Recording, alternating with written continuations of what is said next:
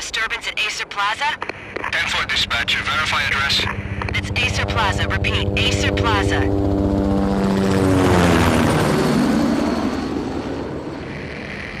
Shots fired on the rooftop.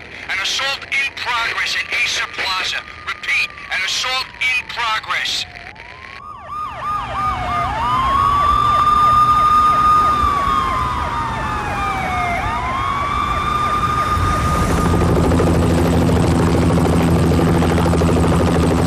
It's a war zone down here. 1085 dispatcher. Need additional units. Additional units now. Officer in danger. Officer in danger. 10-5, please repeat. 10-5, all units, emergency. Officer in danger, Acer Plaza. Repeat, Acer Plaza, all units. They were all dead. The final gunshot was an exclamation mark to everything that had led to this point. I released my finger from the trigger, and then it was over. To make any kind of sense of it, I need to go back 3 years. Back to the night the pain started.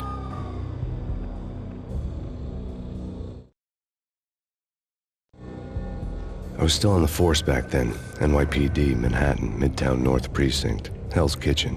So when are you coming to work for me, Detective Payne? You'd make me work undercover in some hellhole. Sorry, Alex. Michelle and the baby come first. See? My last smoke. It's bad for the baby. That's you, Max. A regular Boy Scout. See, Alex. Still on for poker Thursday night, right? Like taking candy from a baby. Life was good. The sun setting on a sweet summer's day. The smell of freshly mowed lawns. The sounds of children playing. A house across the river on the Jersey side.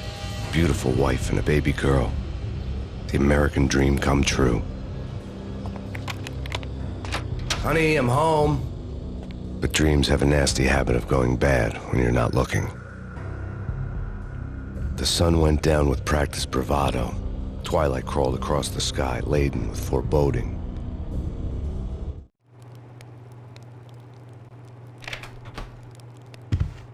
Michelle, honey, anybody home? I didn't like the way the show started. They'd given me the best seat in the house, front row center. What the hell? Something ugly had been tattooed on the wall.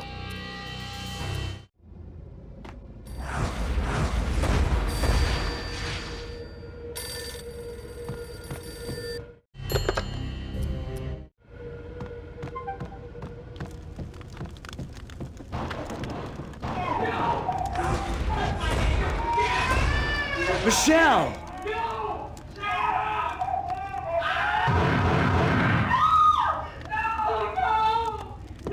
It's coming. Freeze! NYPD, drop it! Coming! God bless your body!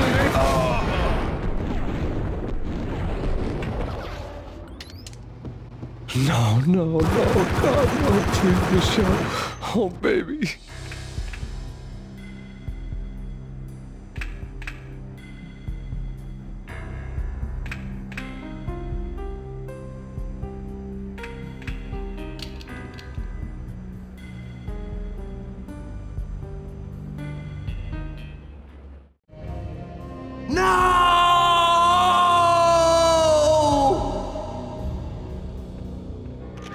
That was 3 years ago. Everything ripped apart in a New York minute. The killer junkies had been high on a previously unknown designer drug, Valkyr, V. After the funeral, I told Alex I'd be transferring to the DEA. It took us 3 long years to get a break in the Valkyr case. Then, finally, 2 months ago, a dime dropper tipped us off that Jack Lupino, a mob boss in the Punchinello crime family, was trafficking. I went undercover. Infiltrated the worst mafia family in New York. I came in from the cold and the dark. Outside the city was a cruel monster. I've been slowly working my way from the small time to the big fish, trying to get to the source of the drug. Alex and BB were my only contacts in the DEA, the only ones in this decrepit city who knew I was down here. BB here.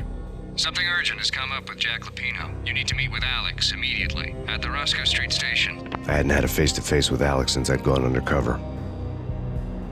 Outside, the mercury was falling fast. It was colder than the devil's heart, raining ice pitchforks as if the heavens were ready to fall.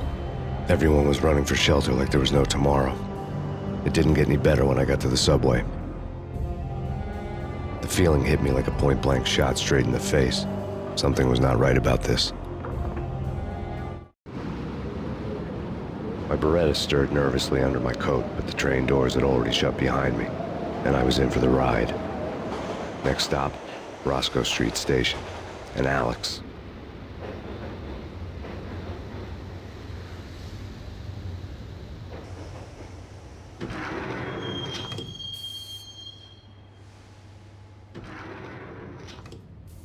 The station was drenched in gloom. Alex was a ghost, nowhere to be seen. I'd have to look for him.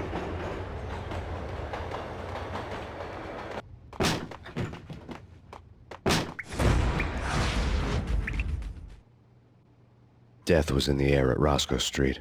I'd have to find Alex fast.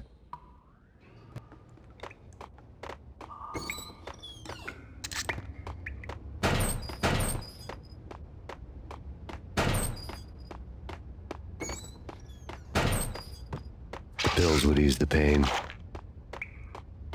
Wasn't Jake supposed to take care of it? Always!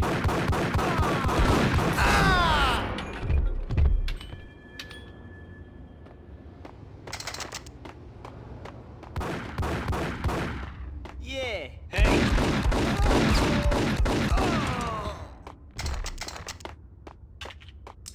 Yo, guys. Yo, guys. Hey.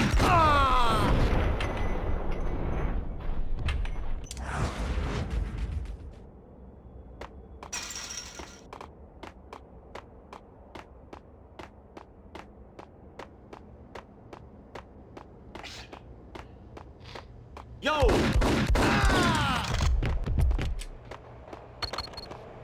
The security panel let out a mocking cackle. I'd need the right code.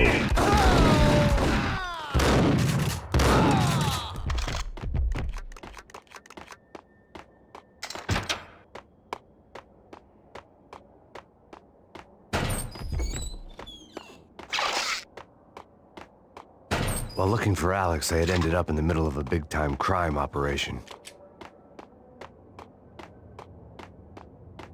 Hitting Roscoe Bank ain't exactly...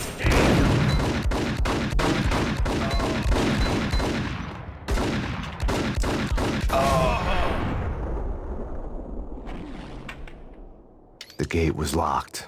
I would have to find another way to get to the tunnel.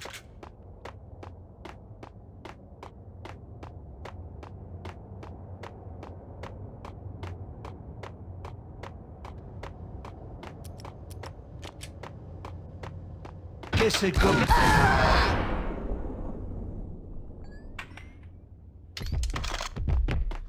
You saved me, man. What's going on? Kiss it.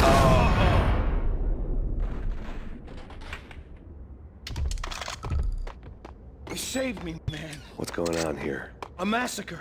These armed thugs just appeared from nowhere. We need to get help. I can make the call from the control room 1 floor up. Can you take me there? Sure. Sounds good. Follow me.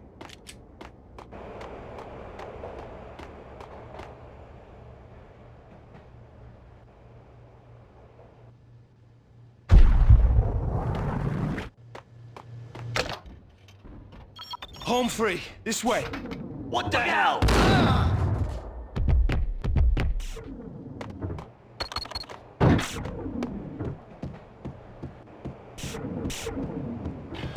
The sucker!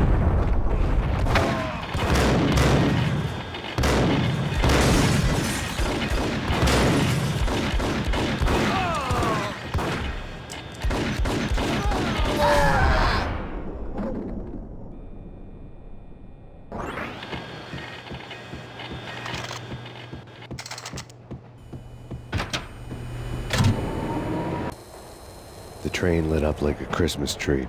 Power was back on.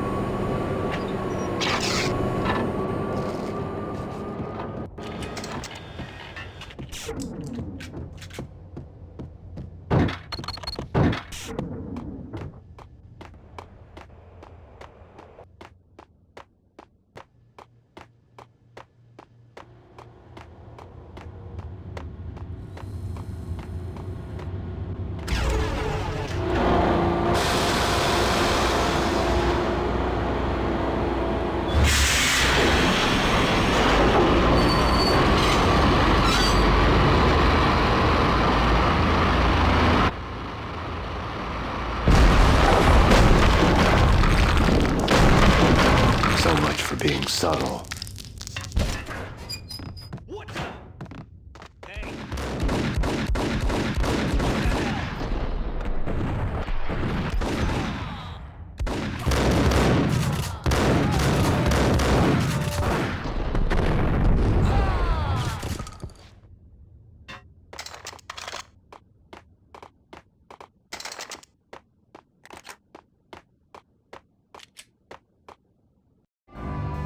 The rusty door led to an abandoned part of the station, closed off since the early 40s. Something big was going down at Roscoe Street. Maybe that's why Alex had wanted to meet me here. Maybe not. One way or the other, I was gonna find out.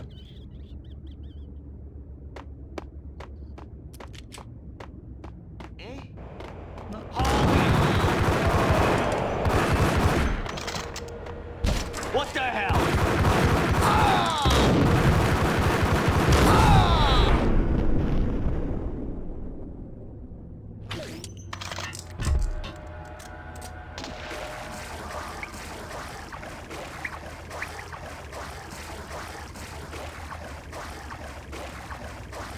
Now that's spooky. Jalapeno, yeah, spooky.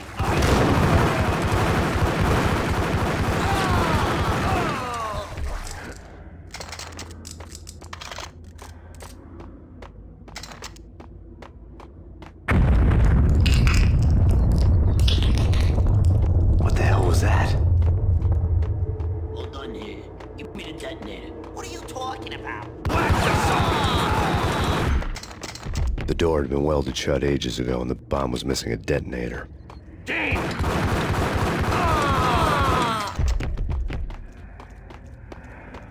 Okay, fellas. The police are on their way.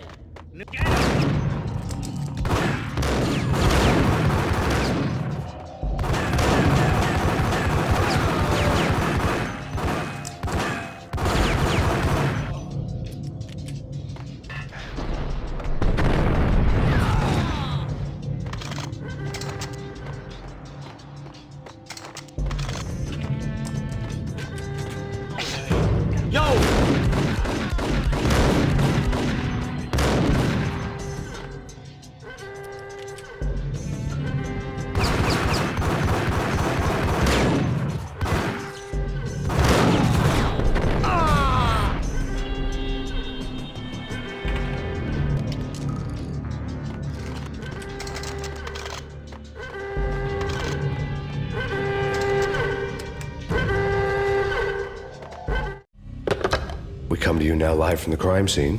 Who is this? Right back at you. This is Deputy Chief Jim Bravura from the NYPD. You are to cease your criminal activities and surrender immediately. Sure thing, Jim. Me and the boys have been talking, and everyone's real sorry. They'll never do it again. Who the hell is this? Being placed at the scene of a bank robbery wouldn't have tipped the odds in my favor.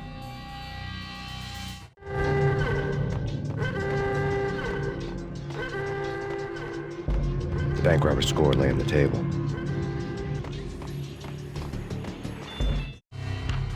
The bank robbers have been after Acer Corporation bonds. The Acer success story had recently been on every channel and on the cover of every magazine.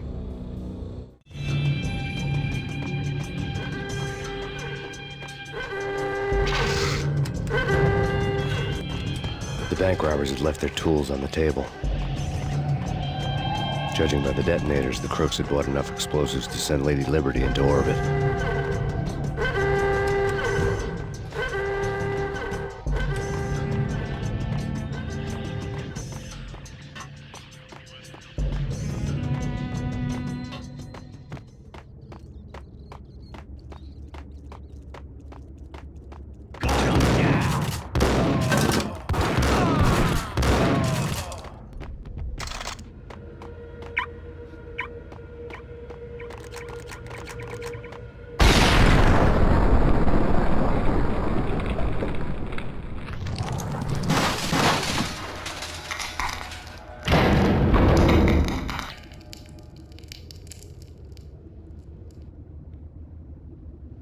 Hold it!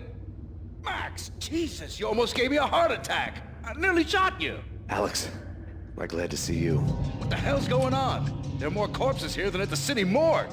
It's an armed robbery, a tunnel job straight to the Roscoe Bank vault through the old station wall. Is this why?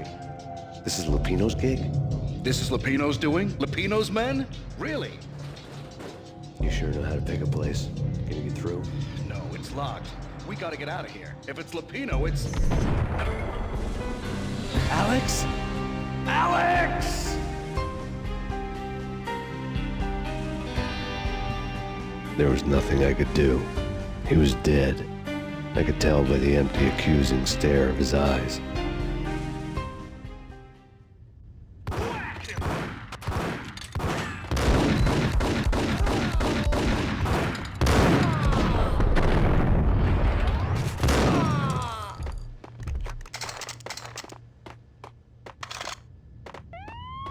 Let's get the hell out of here!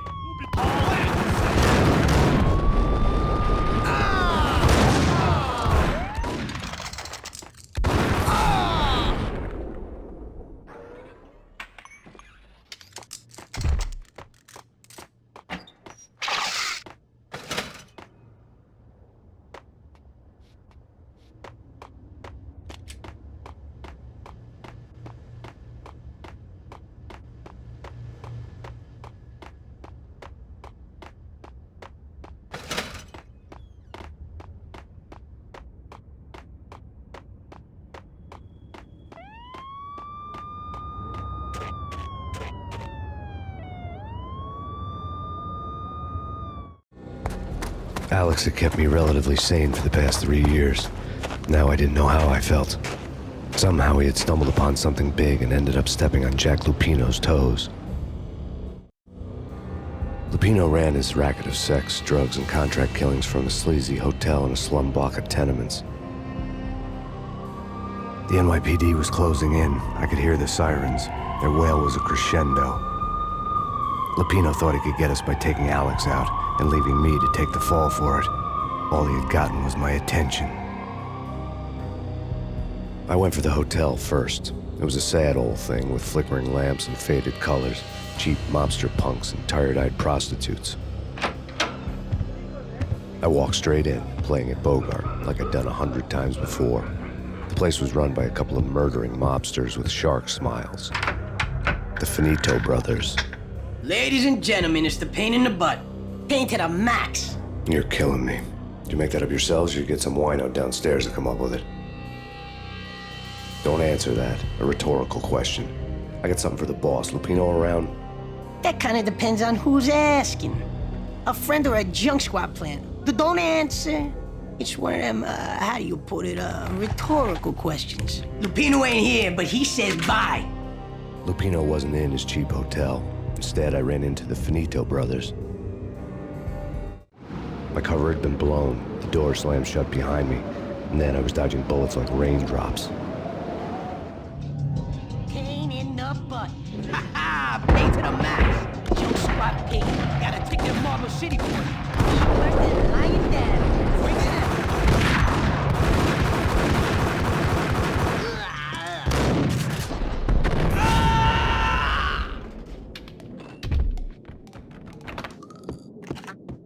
A letter on the desk caught my eye. I had met Lupino only once. The gangster ran all his rackets through his right-hand man, Vinny Gagniti. Gagniti was a high-strung whiner on the verge of breaking apart, like an overamped Energizer bunny. He had the brains to run the business, but he lacked the balls, always falling short, taking his frustration out on underage addicts and call girls. The V deal goes down at your hotel. Jack's exact words, quote, "Vinny, you're in charge of this one," unquote. Rico Muerte's coming to see it through. Anything goes wrong and everybody's gonna get dead. Goes double for you. Treat this guy real good. Anything he wants, you give him. Don't screw this up or you're finito, finitos. A V deal meant added security, locked doors, and lots of nervous thugs with itchy trigger fingers. I'd seen nothing coming in, but that didn't mean it hadn't been there. Rico Muerte was a regular Kaiser Soze, a spook story told to keep the apes in line. 313. The Finitos had scribbled Muerte's room number on the note's margin. Bosses! Everything all right? Bosses! Joey! Vigilio! You all right in there? They're not answering. Call the others. Tell them to come quick. Okay, but we can't wait for them. We gotta go in now. Bosses! We're coming in! There he is!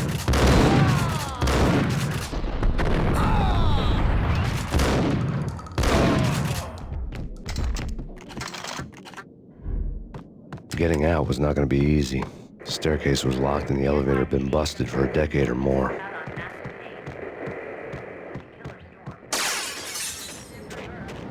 Yeah, something's wrong with the bosses. Payne's dead.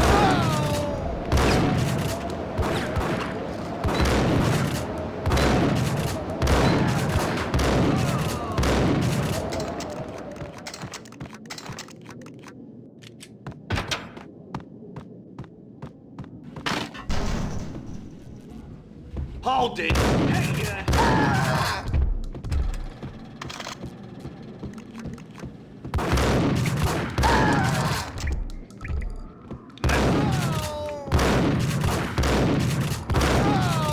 Previously on Lords and Ladies.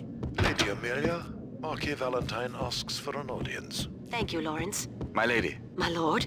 And now, an all-new episode of Lords and Ladies, brought to you in part by... V-head junkies could go off without a warning.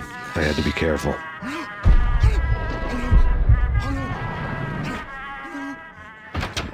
My lady. My lord. My lady, there is a matter of great importance I must bring to your attention. There he is! Indeed. From the very first moment we met, leaves blazing like the colors of your hair. Oh, my lord, you should not speak so. But my lady, I must. My lord, no. I forbid you. This cannot be. This must not be. Why, my love, why? Piece My of lord, crap! it is too... No, careful. It might kick back. Got him down! Yes, my lord. You should be dead for this shame to bring. My lord. My lord, I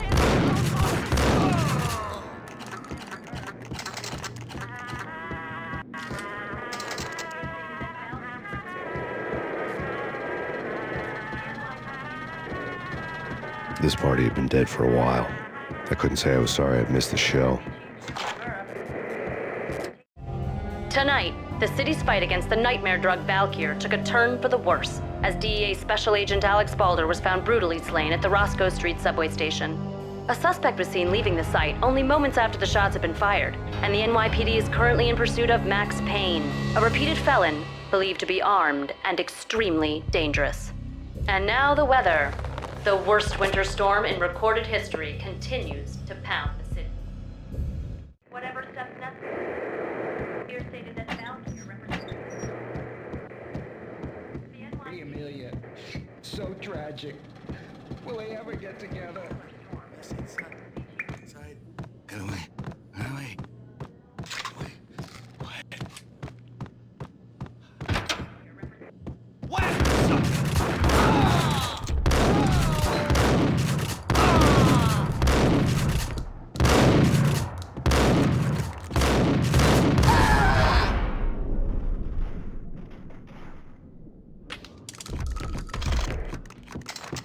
I'd found Muerte's room.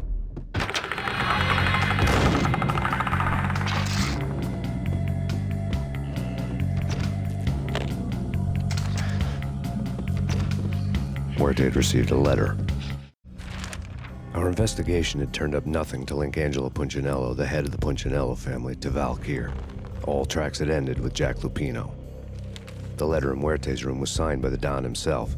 It was the first hint that the Kingpin knew what was brewing inside his syndicate. The trouble you got into after the Chicago screw-up.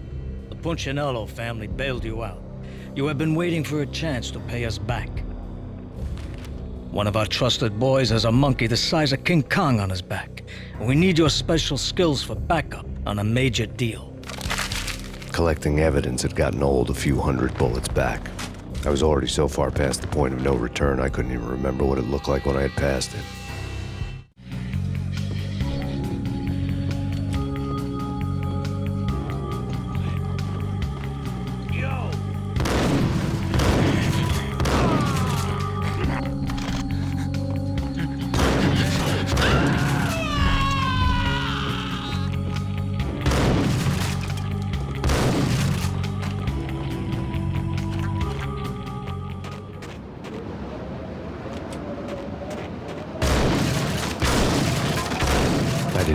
what had happened here. It was not a pretty sight.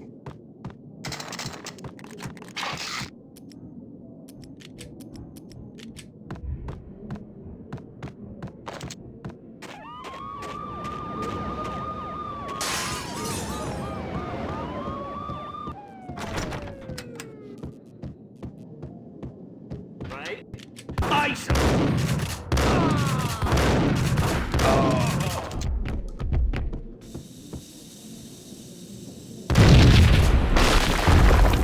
What the hell?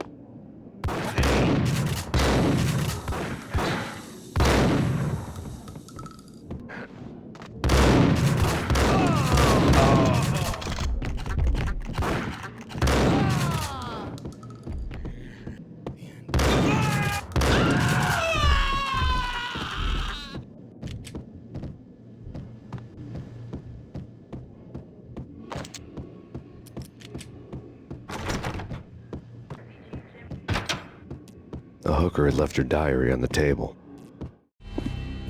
The diary belonged to a hooker named Candy Dawn.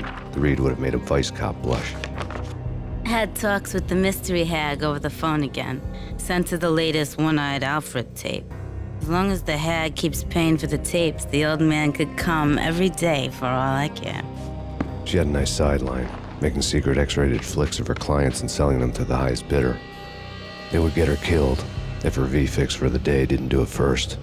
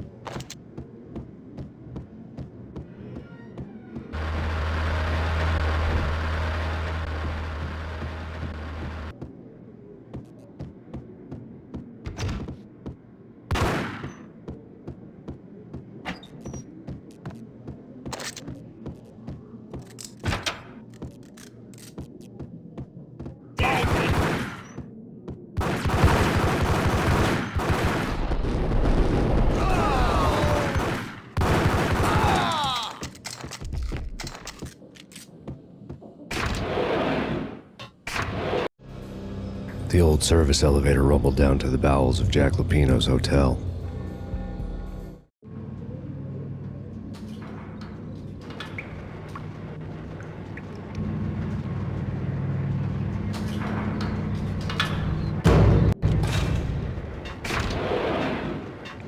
It was freaking crazy.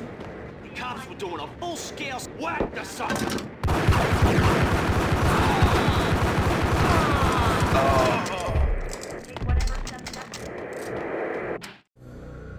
A winter storm warning is in effect in the whole tri-state area, as both freezing rain and heavy snowfall continue. Many roadways are already closed, and people are advised to stay indoors. The severe blizzard has ravaged New York for 3 days now, with no end in sight. We'd been snowed from the start in the Valkyr case. The forecast said there was plenty more where that had come from. But the snowbound city was on my side. Less chance of innocent bystanders getting caught in the crossfire.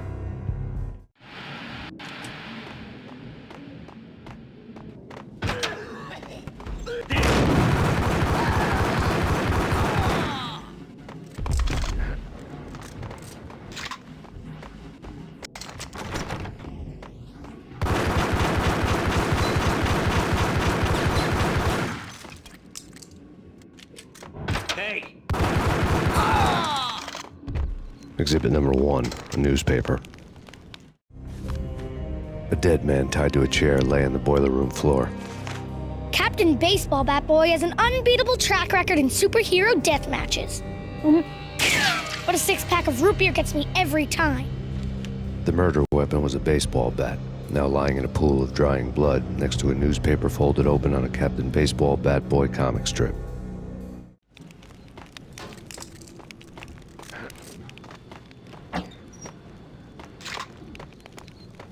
Take vampire movies. Why are they always set in LA or Mexico? They can't even ice up!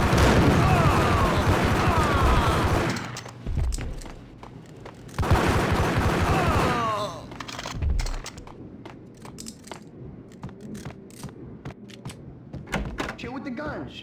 Trust me, you don't want this muerte off. Gentlemen, let's do this.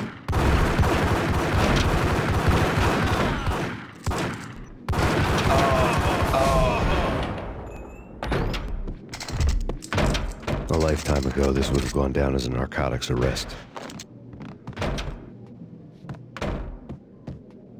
It was dirty money. The transparent cylinders glowed green, full of Valkyr.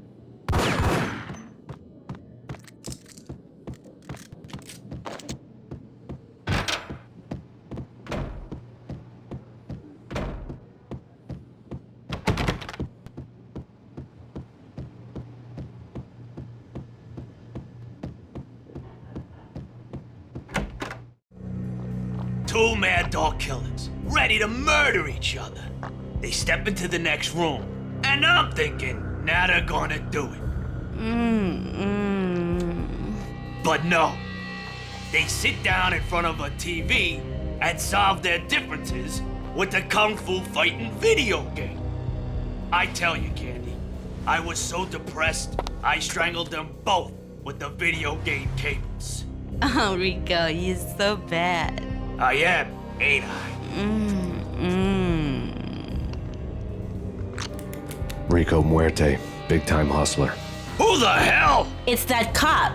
Muerte went for his gun.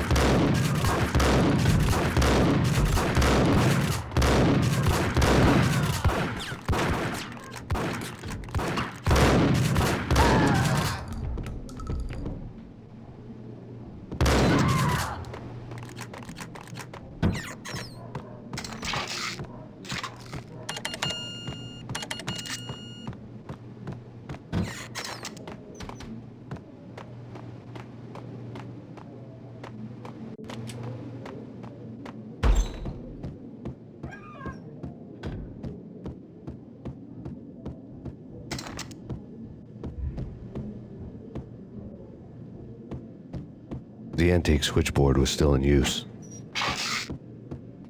There was an old telephone switchboard in the back room of the reception area, the kind that made phone tapping child's play. It wasn't hard to picture a fat pimp sweating with headphones on, listening to his hookers talk dirty and fake orgasms over a web of party lines, the blood veins of New York.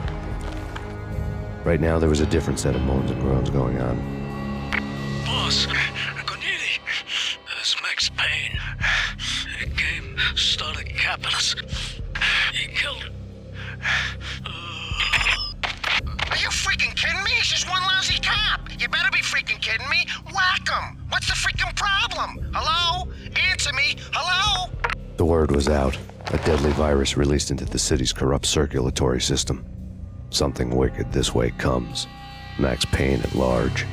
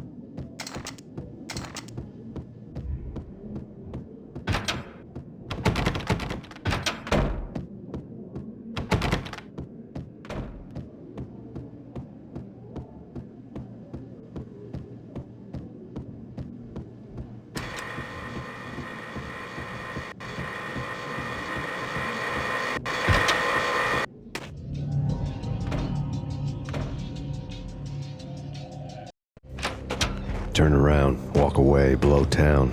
That would have been the smart thing to do. Guess I wasn't that smart. Lupino's tenement buildings were a seedy hangout for all kinds of sleaze. A liquor store, a pawn shop, a laundromat full of mobster bookies and loan sharks. The list went on. The how and why of it was a mystery to me, but they knew I was a cop. They knew I was coming, and they were going to get real trigger happy about it. I got to see Lupino's hangout all lit up. A bomb went off, turning snow into liquid gold. A pillar of fire lifted the remains of a car straight up into the air.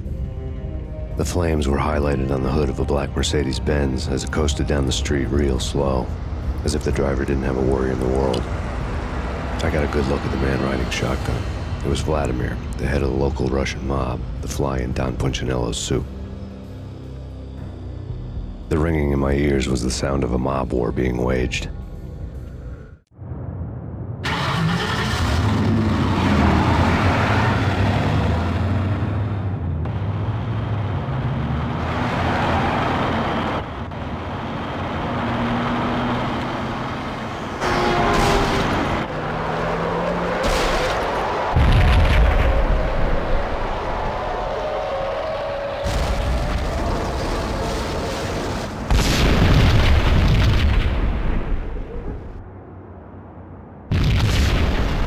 Exploded inside the closest slum building. It was a lucky break. The goons inside were spooked, but luck always came with a price tag. More bombs could still be ticking inside, and the cops would already be on their way. Jack Lupino's suite was on the top floor. At least it used to be, before the explosive makeover. I don't know, man. Hey!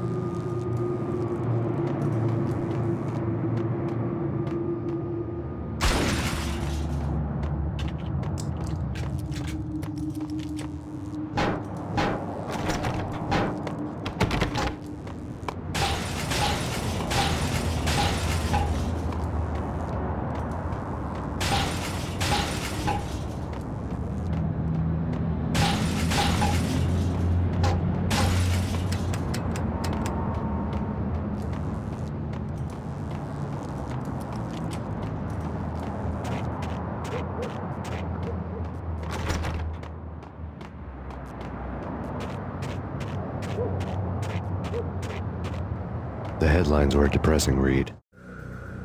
The headlines were screaming bloody murder. The storm was a screaming duet with the approaching prowl car sirens. It was all a scream when you were down for the count and wanted for murder.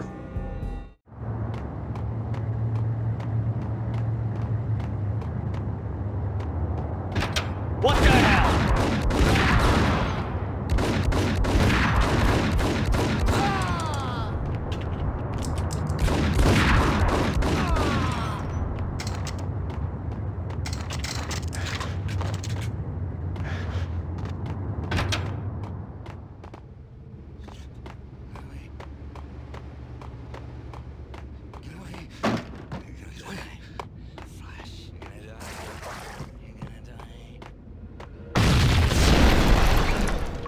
The whole building was rigged with explosives.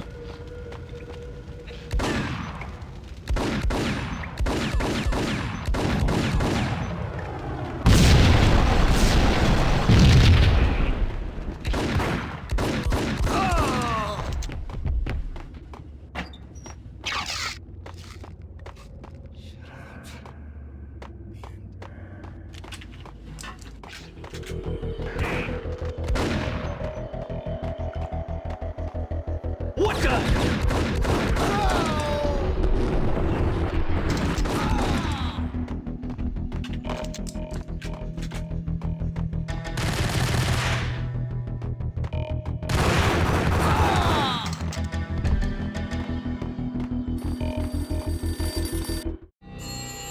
A beaten-up phone in the entrance hall was ringing. It could have been just a junkie in need of a fix, but it turned out to be something more sinister than that. Am I speaking to Mr. Payne? Who wants to know? My name is Alfred Wooden. You must hurry. The police are on their way. Tell me something I don't know. They know you're there. How? And what's it to you? I will contact you again. The cops arrived, sirens singing in the off-key harmony of a manic-depressive choir. I had a few minutes while the SWAT team would go through their usual routine. By the time they busted in, I needed to be long gone. Max Payne, this is Deputy Chief Jim Bravura from the NYPD. Drop your weapons and come out with your hands above your head. No way. Come on. Get him!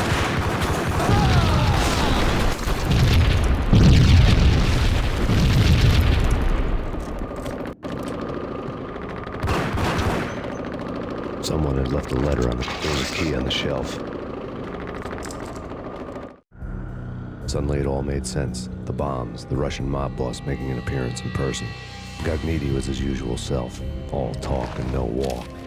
After our hit, the Russian has only a couple of guns left, and they can be bought. There's no freaking way he has the guts to try anything after that. As it turned out, the Russian had plenty of guts. One thing you could count on, you push a man too far and sooner or later he'd start pushing back. NYPD! Max Payne, this is your final warning. NYPD!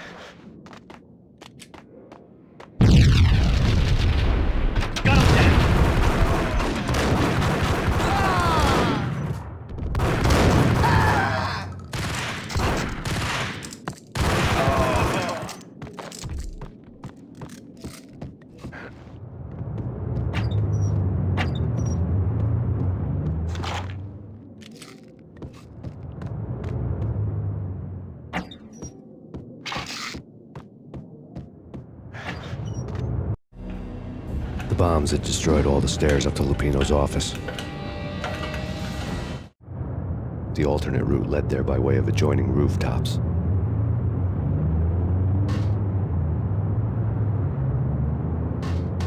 It's never been this cold.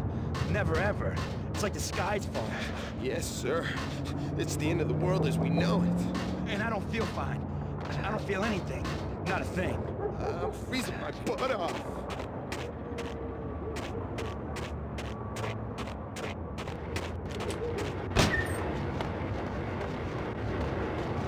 To get to the roof, I'd need to get to the elevator through the locked door up ahead. Pizza delivery. Never seen you before. Buzz off, Joker.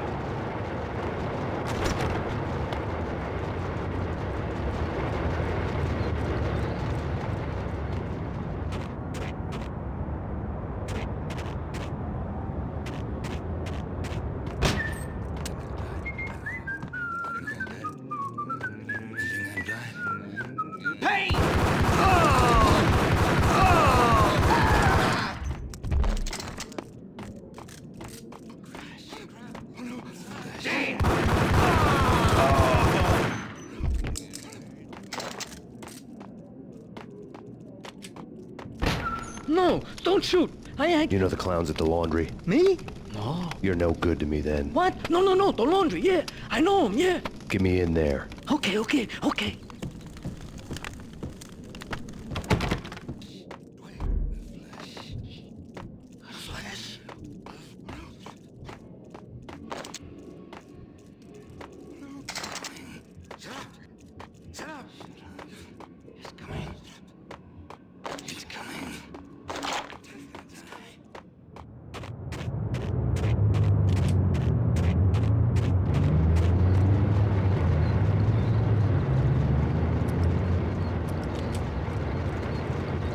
It's me. Open up.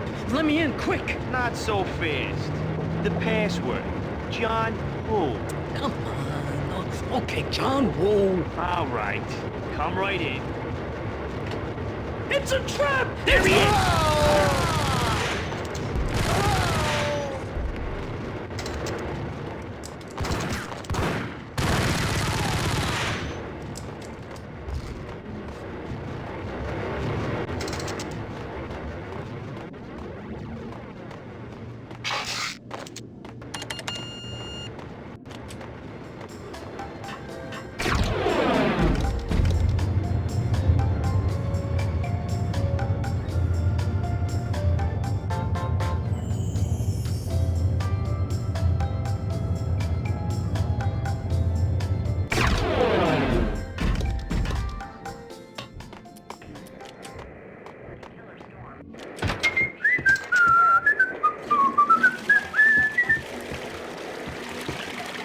What the hell?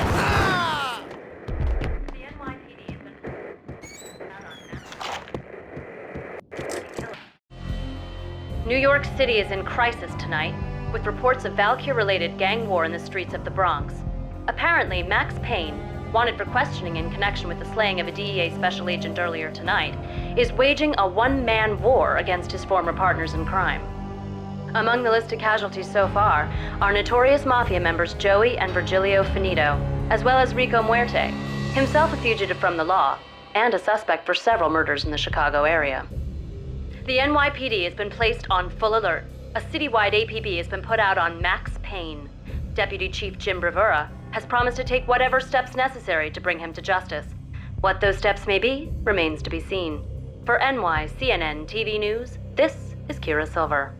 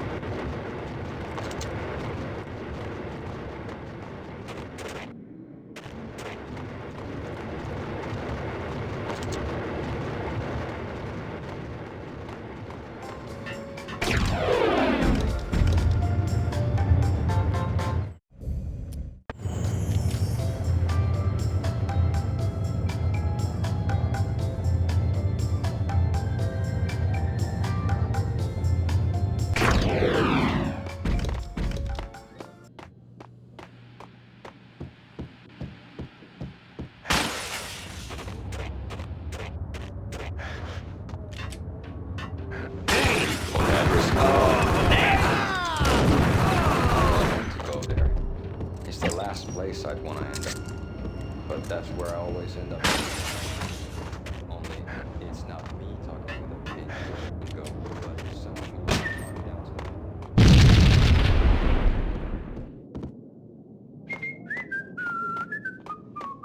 Red, blue, or green? It's always red.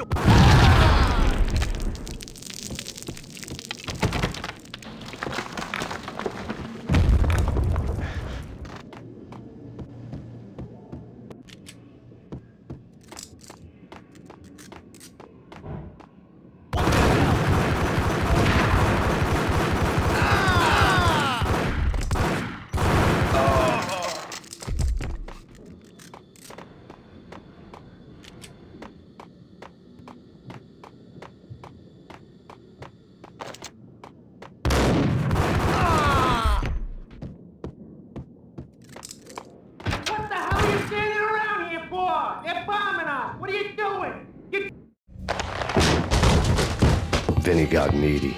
Just the man I've been killing to see. Payne? Freaking Fed! I knew from day one there was something screwy about you. What do you think you're doing? You're a freaking cop. You ain't got squad on us. You can't just come in here waving your piece like it meant something. Yeah! Oh my God! Oh God, you shot me! Ah! You're dead, Payne! What the hell are you waiting for, you apes? Kill him! Kill him! With pleasure, boss. Gognitti bailed. I made like Chow Yun Fat.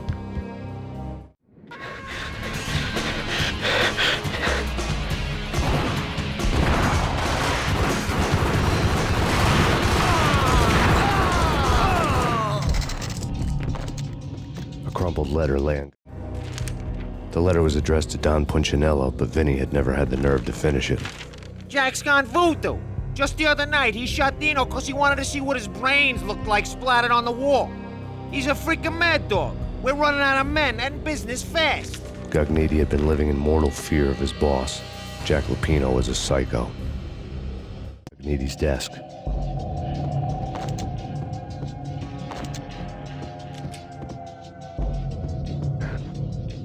Vinny Gognitti was running scared.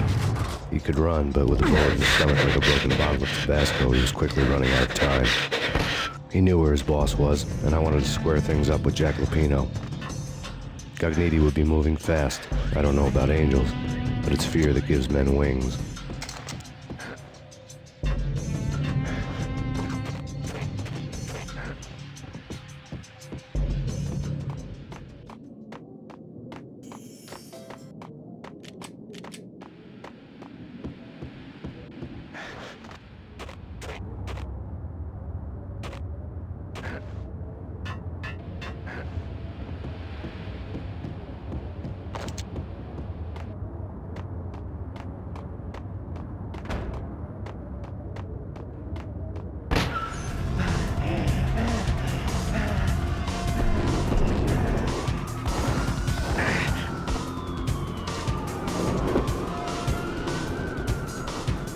Gognitti hitched a ride. To catch him, I'd have to follow his lead.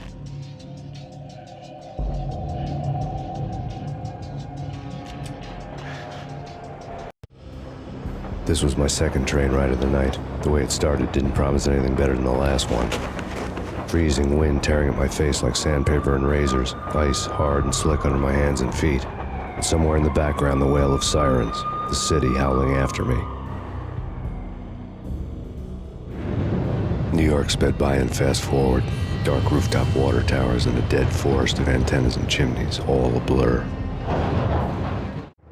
When the train he was riding slowed down, Gognitti made his move.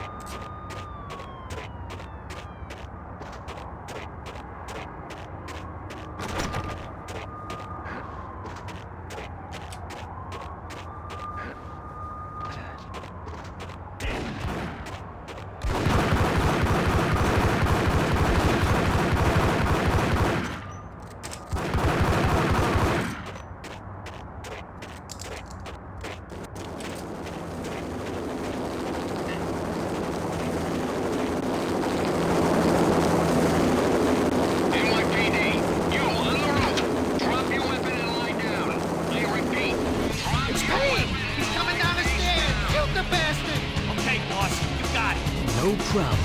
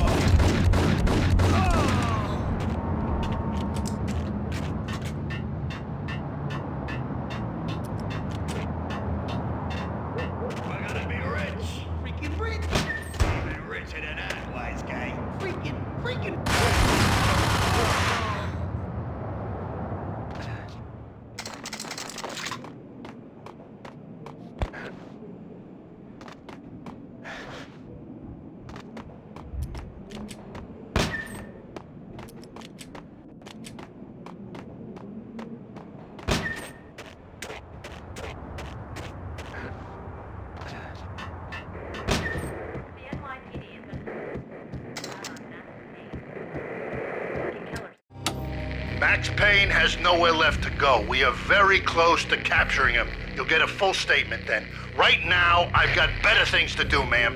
That was Deputy Chief Jim Rivera from the NYPD with no further comment at this time.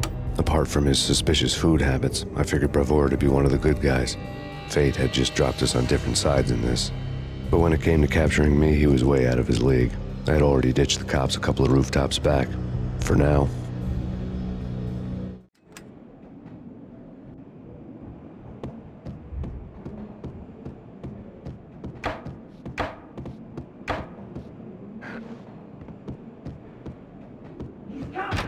I can hear him. Ready? Keep it done. Going at the door. Okay. This is it. Any moment now, Payne's gonna bust through that door with murder in his eye. It's either him or us. I, for one, am gonna pump the SOB so full of lead. What the fuck?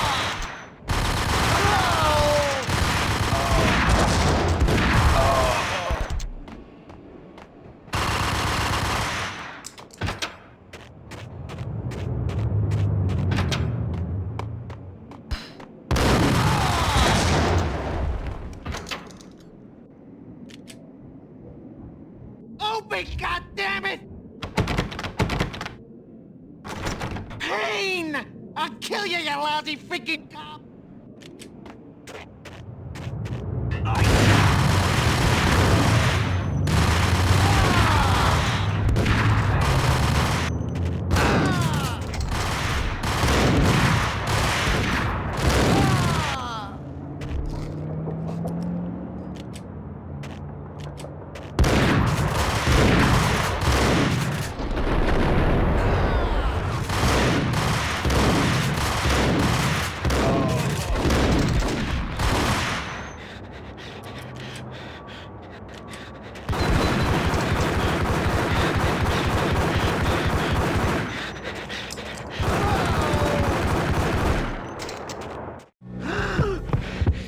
Gognitti ran out of steam in a dead-end alley with steam boiling out of the sewer grates like all the fires of hell were burning high beneath us. It was shakedown time. Where's Lupino? Screw you! Bad start, Vinny. Police brutality! I rate pretty high on that. You can't just hurt me in cold blood? Just keep telling yourself that. Listen good, Candyman. I'm not gonna be anybody's fall guy. I want to know where your boss is hiding. There was no glory in this. I hadn't asked for this crap. Trouble had come to me in big dark swarms. The good and the just were like gold dust in the city. I had no illusions. I was not one of them. I was no hero. Just me and the gun and the crook. My options had decreased to a singular course. I'll tell you, just don't hurt me no more. Lupino's at Ragnarok, the nightclub. Book me, take me, hold me to the freaking jail, just don't hurt me. Your rights will be read at your funeral. Ragnarok was Lupino's private nightclub, a den of drugs built into an old theater. I knew what waited inside. V-head junkies ready to explode in random acts of senseless violence, and Lupino's goon squad, the worst stone-cold killers this side of hell. Ragnarok was as inviting as a headache, flickering and flashing to a machine gun beat. The belly of the nightclub was a gothic theme park that began with bondage games and led to the nasty stuff from there.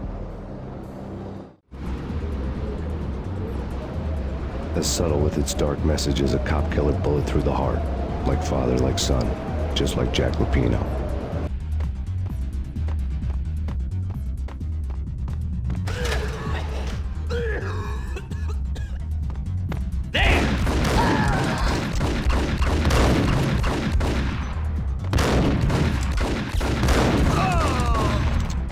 The book had never been a bestseller.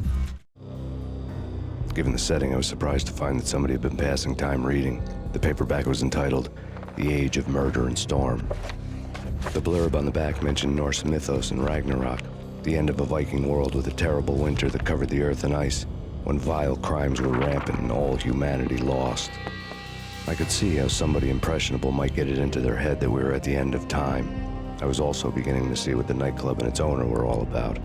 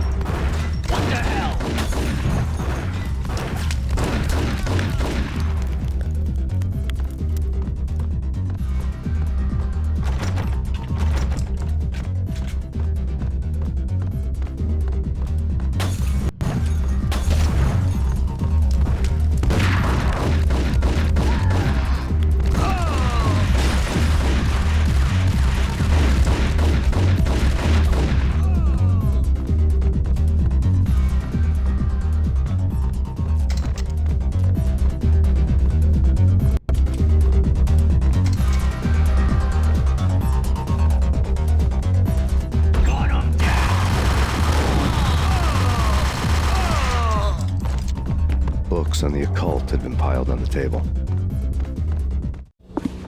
The room was stacked with light reading, such as Necronomicon, Witchcraft, and Paradise Lost. Old exotic titles like Malleus Maleficarum and De Umbrarum Reini Novum Portus. Books with pentagrams on their covers, all dealing with the occult and the infernal, lying between stacks of horror videos and a couple of Ouija boards.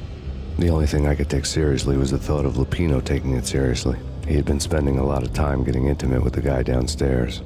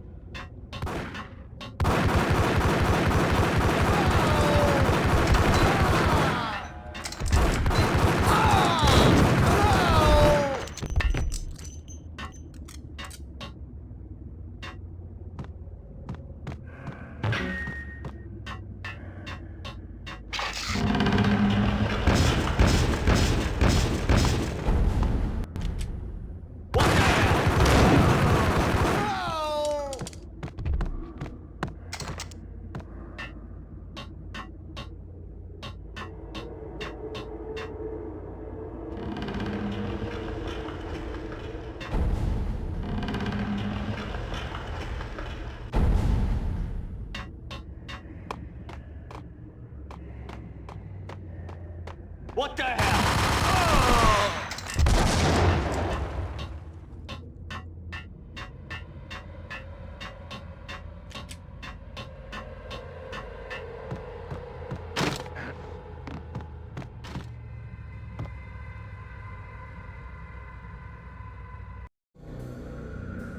The backstage area led to Lupino's inner sanctum. The hot air inside was like an invisible wall, thick with incense and something else, a sickly sweet smell that made you gag. This was the rotten core of the Big Apple. Lupino lurked somewhere ahead, like a spider at the center of his web, waiting. The vapors in the air started to make my head swim. Torn pieces of a letter lay scattered on the sofa. Punchinello had threatened Lupino in writing. The note had been torn to pieces, bloody fingerprints all over them. Don't want you to think that one of my boys is not playing with a full deck. Shape up, Jack. We are running a business here. I'd hate to send the trio to strong-arm you. The trio were the Don's notorious henchmen. It was obvious that Lupino hadn't been intimidated by the threat.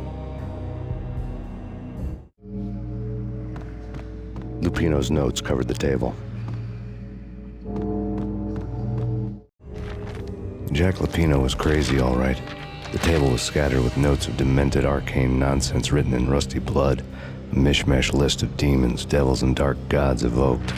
Beelzebub, Asmodeus, Baphomet, Lucifer, Loki, Cthulhu, Lilith, Hela! Blood given to you all. He was after that old Faustian deal, your soul for power and fortune. Just sign on the dotted line with your blood. Lupino's notebook lay on the pedestal. Jack Lupino was crazy, all right. Mythic wolves, let loose to devour the sun and the moon. Lupino is the wolf. I'm Mr. Beast, the big bad Fenris wolf. I'm the end of the world man, wearing the flesh of fallen angels. After Y2K, the end of the world had become a cliché. But who was I to talk? A brooding underdog avenger alone against an empire of evil, out to right a grave injustice. Everything was subjective. There were only personal apocalypses. Nothing is a cliché when it's happening to you. The flesh of fallen angels! Come to me all! Astaroth, Beelzebub, Asmodeus, Baphomet, Lucifer, Loki, Satan, Cthulhu, Lilith, Hela! Blood to you all! Secret. Living under the skin of reality. I've seen it. The corruption of flesh.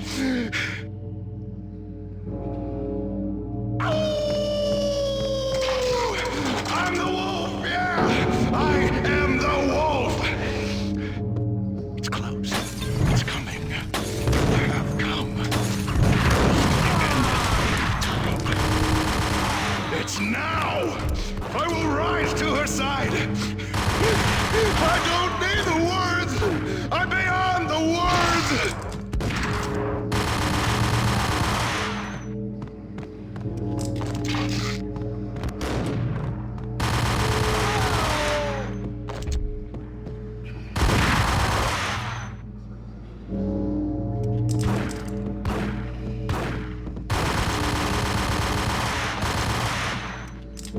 Hold it.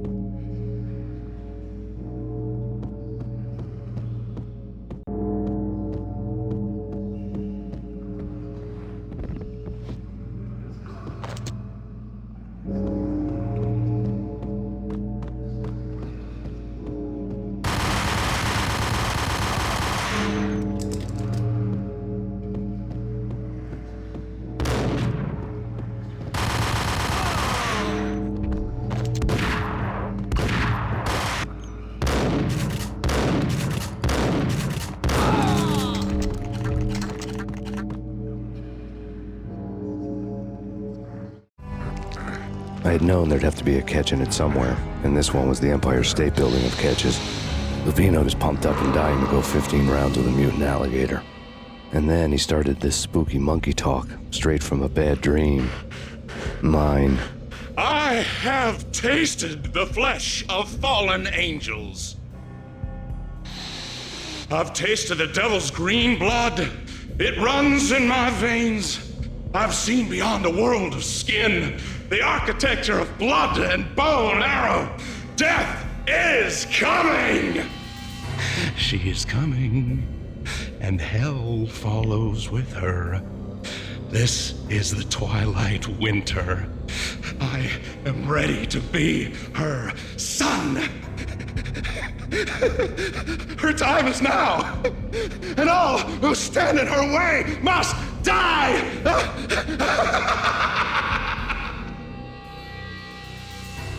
Die! You'll die! You'll die! Now! All die! Oh!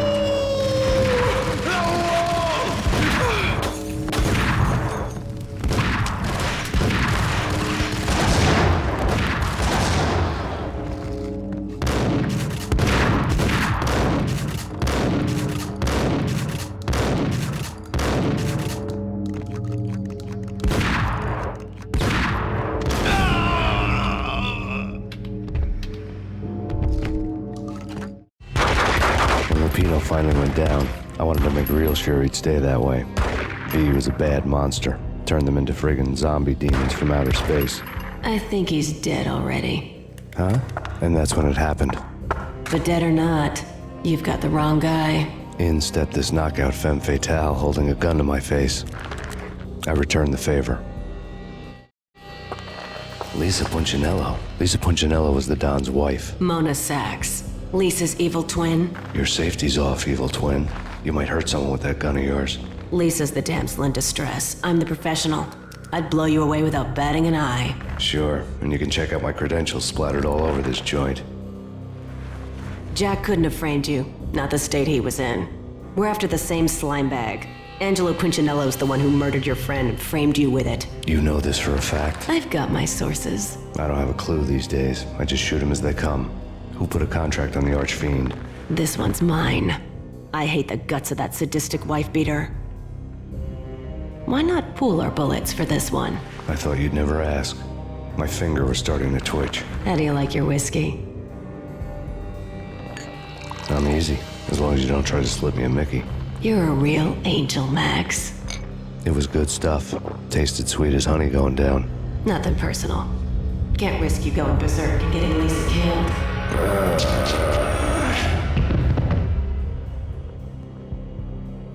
The nightmare was always the same. Violent shapes moving in darkness, old and ugly. The killer's mad laughter was a riddle filled with wicked innuendo.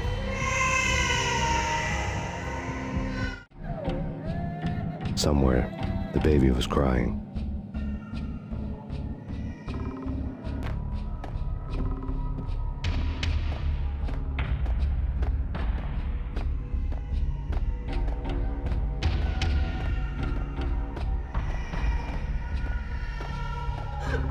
Max, no, please, Max.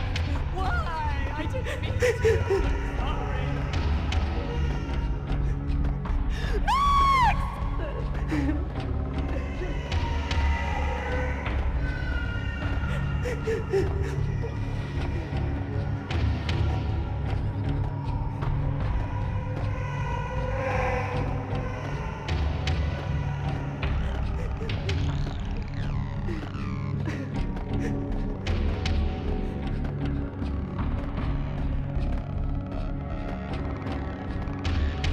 Should have known it when we found you snoring next to Lupino's corpse.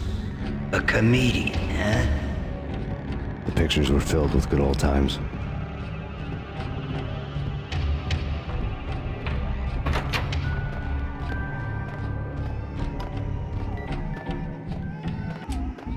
I really love to watch cartoons. Captain Baseball Bat Boy's my favorite.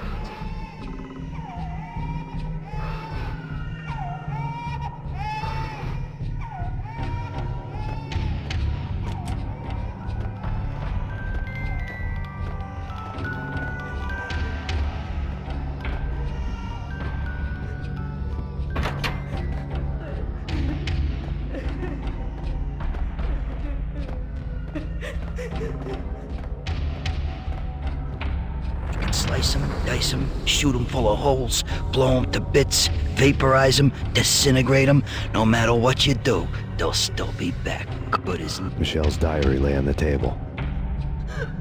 Max, no, please, Max. Why? I didn't mean to. I'm sorry.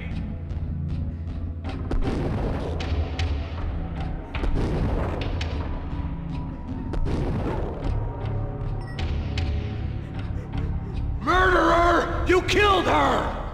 Nothing like that ever happens in the real world.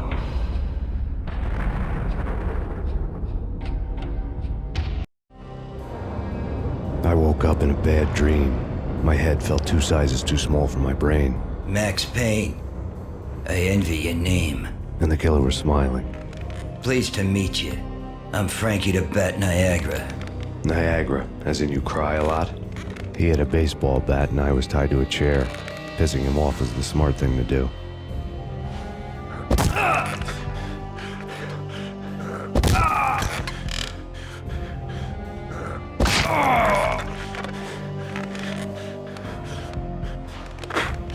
Nothing wrong with a little laugh now and then. Take me, for example. I love to watch cartoons. Cartoon violence is a fascinating thing. Let's take a break. I need to take a leak and maybe grab a cold one at the bar. Don't worry. I'll be back to finish this off. And then, it's checkout time. You play, you pay, you bastard. He swaggered out, and the door clanged shut behind him, locks clicking into place. Everyone makes mistakes. Mine hadn't been to crack jokes about the goon with the bat. He'd have cracked my skull regardless. It hadn't even been to trust a girl with a gun. I had blindly gone after the first bad guy on my hit list when I should have been aiming further up the ladder, at the head of the Punchinello family. I couldn't bring myself to be pissed at Mona. Guess I had a soft spot for her pretty face.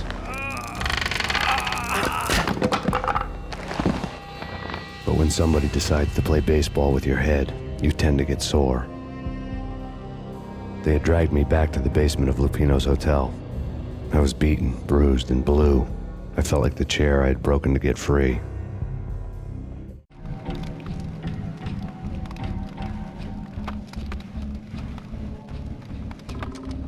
All I had was Niagara's bat, sticky with my own blood. Without a gun, I'd be no match for Frankie's men. I'd have to play hide and seek with them.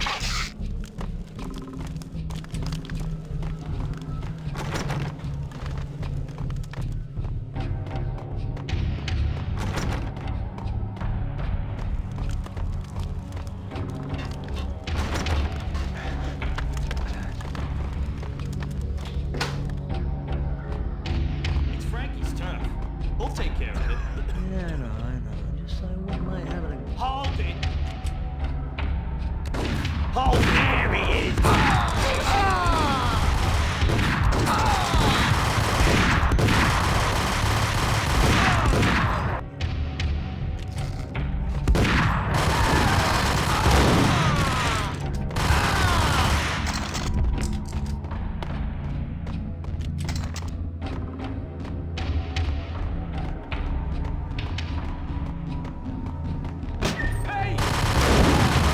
Another newspaper caption for a murder scene.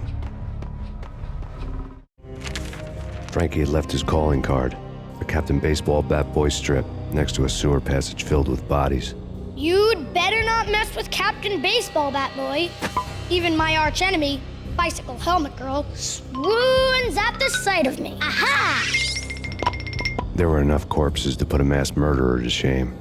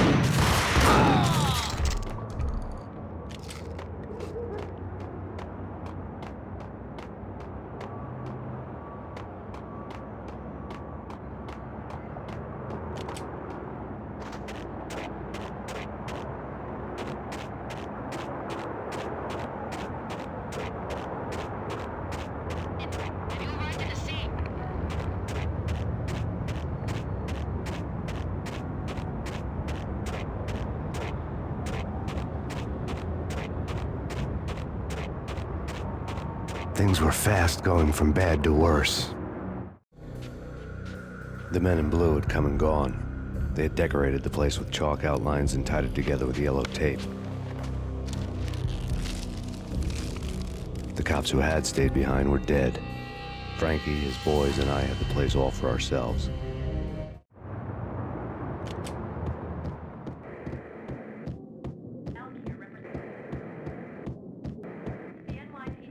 Just forget about it. Just forget about it. Hey, just forget about it. That crazy witch, you should have heard her. She was a real scream when the boys caught her trying to cap the Don. Oh, that's freaking bad. To the trio? That's even worse than what Frankie's doing to that poor bastard downstairs. She's gonna take a long time to die. The mobster muscle on the phone was talking about Mona. Punchinello's trio were nothing but bad news. More evidence that Punchinello didn't like the punch.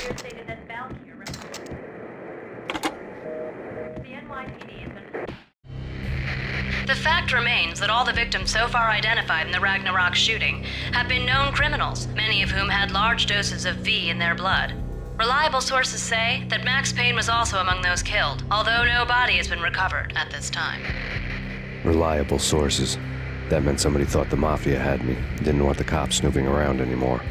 The body would be delivered to them barely recognizable. Case closed. Don Punchinello had the power to be that reliable source, which was no news. But his news was old news. Framing me hadn't been enough. Don Punchinello had put a hit on me. He wanted me dead, and it had been important enough for him to give written instructions to Frankie about it. Max Payne should die like a dog for the trouble he's caused. Frankie, I know I can trust you to give this matter the dedication it needs.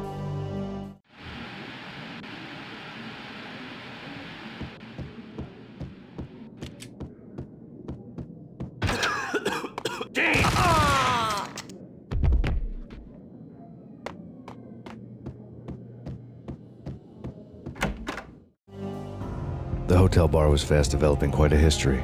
True to his words, Frankie was there, having a beer. Jesus Christ. How the hell did you get loose? Got bored waiting. Thought, what the hell, we could just as well finish this here. Fine by me. This works out just as well.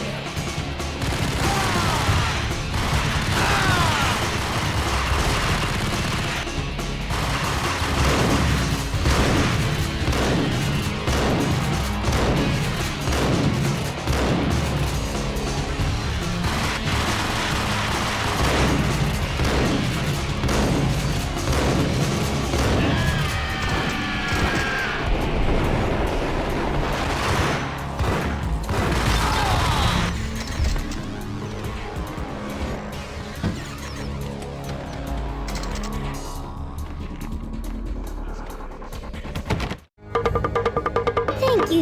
You've been a lovely audience. Had enough? I don't play with girls anyway. Unfair! I spotted the tail as soon as I left the hotel. A big black Mercedes. I'd seen the car before. That time it had heralded impressive explosions. Vladimir was back. Bang! You're dead, Max Payne. I might have laughed if I remembered how. What's this supposed to be? Cops and robbers? Look, you want something with me? Get in line. Peace, man. Relax. You know you are a real news item. Armed and dangerous. I am going to make you an offer you can't refuse. I've always wanted to say that. It's a bum rap. I've been framed. That's a moot point. Whatever you did or did not do, I'm sure you had good reason for doing it. Want to hear me out? I'm listening. Punchinello messing with V is bad for business all around. But that's not all. There is this guy, Boris Dime, used to pull jobs for me. He's the captain of the cargo ship Charon. Now the bastard turncoat has gone over to the other side, Punchinello's. The ship's loaded with high-res hardware, guns, my business. If Punchinello gets hold of that cargo, he's won and I have lost. And you'll have your work cut out for you. If you want to get to Punchinello, you will need heavy-duty persuaders. I am just the man to get them for you. Change the ship back under my flag, maybe pop 2 in the traitor Dime's head while you're at it. You'll get enough guns to start the apocalypse. You in or out? Let's get this show on the road. Vladimir was one of those old-time bad guys with honor and morals, which made him almost one of the good guys. None of us was a saint. The Brooklyn riverfront was a maze of rusty containers, sharp-boned cranes looming up from the snowstorm. On a night like this, you couldn't help but think of the dark army of dead men sleeping with the fishes, cement shoes in line. No Minotaur lurked in this labyrinth, but somewhere out there, on the clanking deck of his cargo freighter, the skipper of the Chiron was waiting, like the ferryman of the River Styx.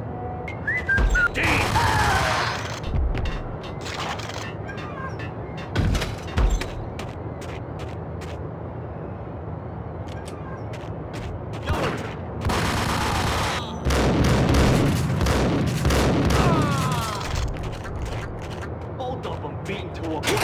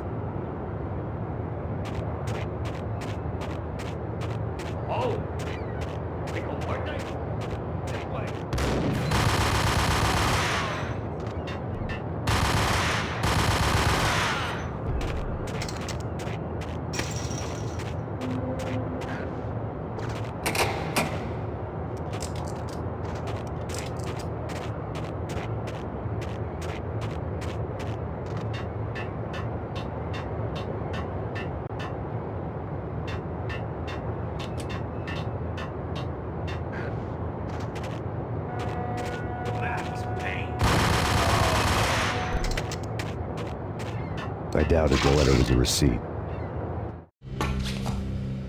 Rico Muerte had come to town to do more than just sort out family troubles. Exhibits number 1, 2, and 3. A briefcase of money, a sniper rifle, and an envelope with one word neatly printed on a folded piece of expensive paper. Mayor.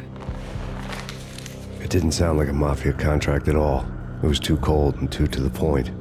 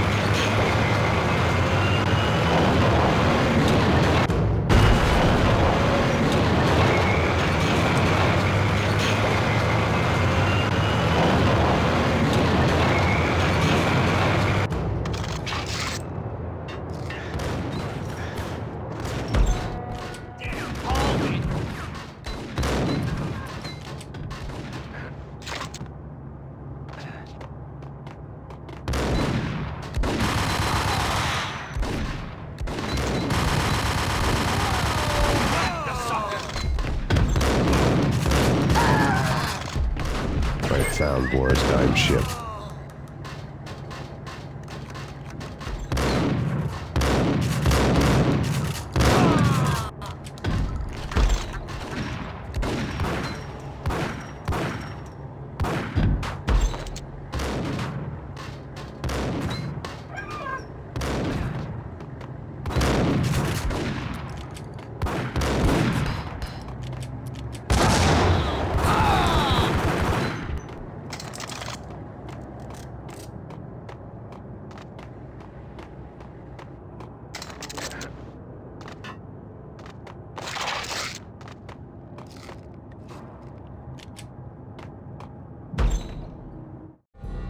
Rust had crept over the sides of the cargo steamer a long time ago.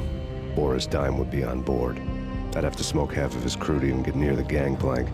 Guns were probably being kept in the hold, buried amidst the rats and oily water.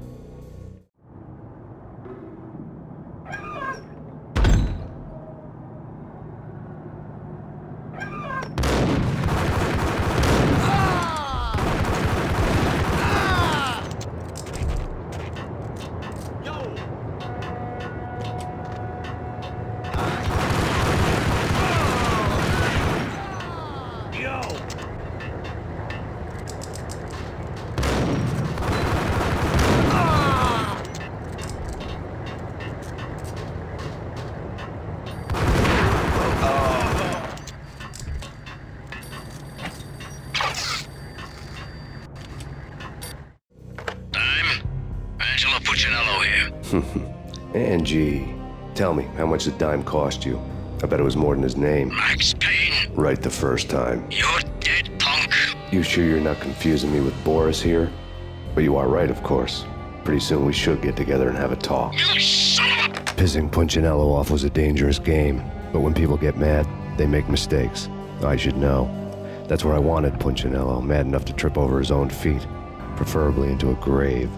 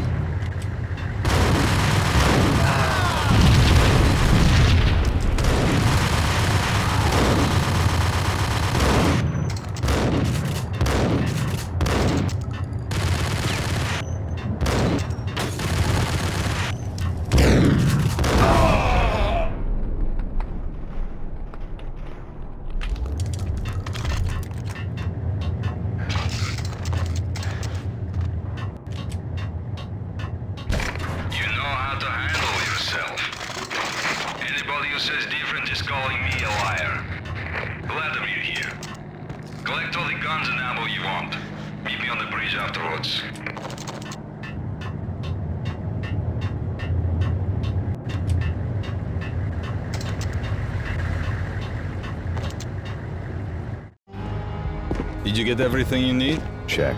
I owe you. Anything you need. This is my solo. When I'm through, Punchinello won't be anybody's problem anymore. Clear as vodka. But anytime you get between a rock and a hard place, just whistle. This could be the beginning of a beautiful friendship. You really get a bang out of this big-time gangster act, don't you? Even with all this firepower, I figured I couldn't get to Punchinello at his manor. I could only hope that he wouldn't pass a chance to hear me beg, to see he's won. This is Max Payne. I want to cut a deal. Payne, you're a dead man. That's what everybody keeps telling me. I got your ship and her cargo. I want to meet. No pain, no gain. Capiche? You know my restaurant? Yeah, I know it. 1 hour. Punchinello's restaurant had seen better days. Snow was falling like ashes from post-apocalyptic skies, but that was outside. Things would soon get hot in the Don's restaurant. I knew it was a long shot, Angelo Punchinello actually showing up, but there was no crime in hoping.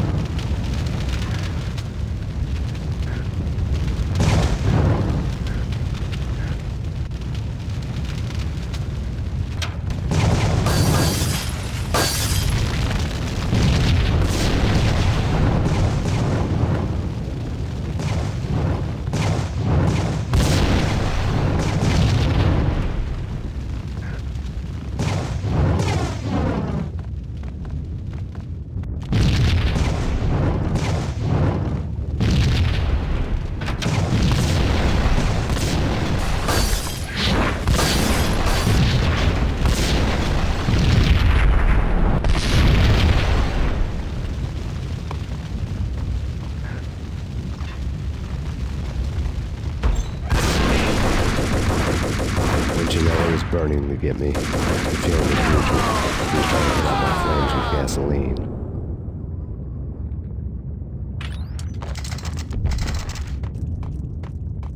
The mobsters have been guarding a real treasure. The way out of this disco.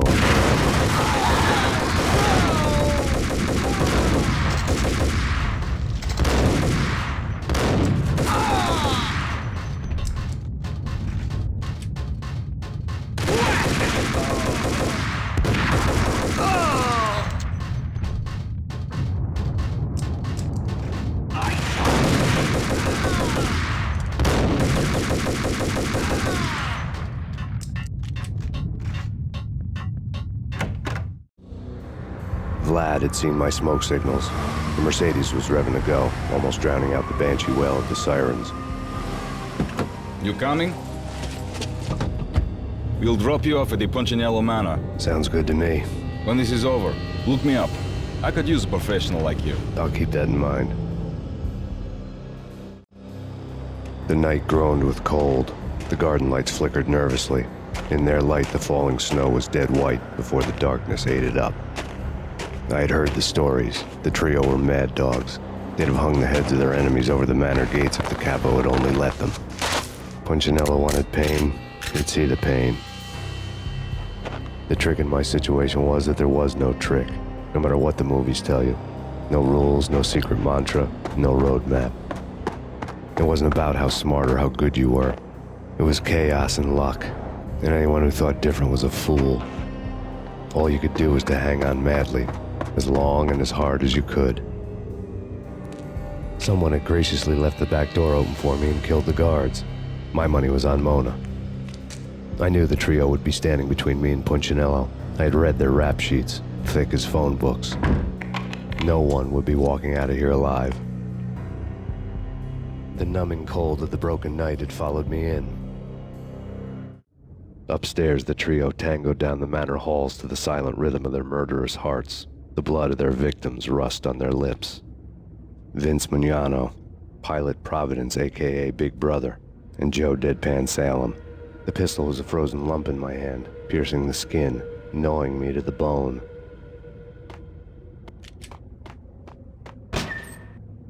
In death, the thug had been promoted to messenger.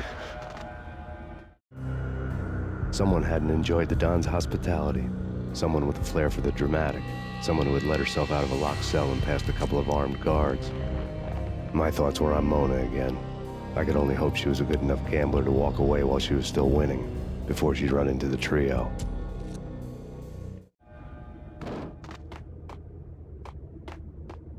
Max Payne!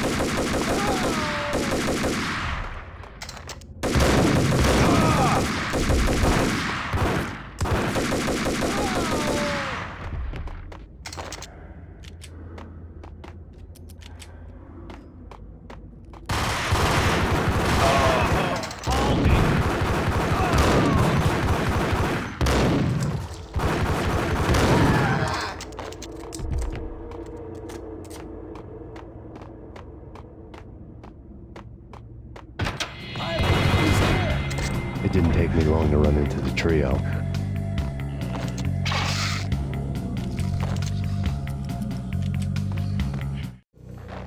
The word on Lisa Punchinello was that she was a bit of a witch. The tarot cards on the kitchen table fit the picture.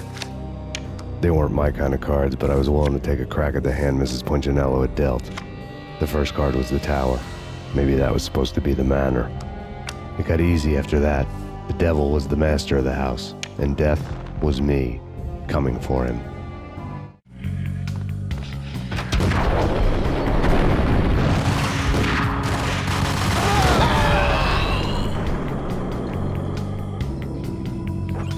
One down, two to go.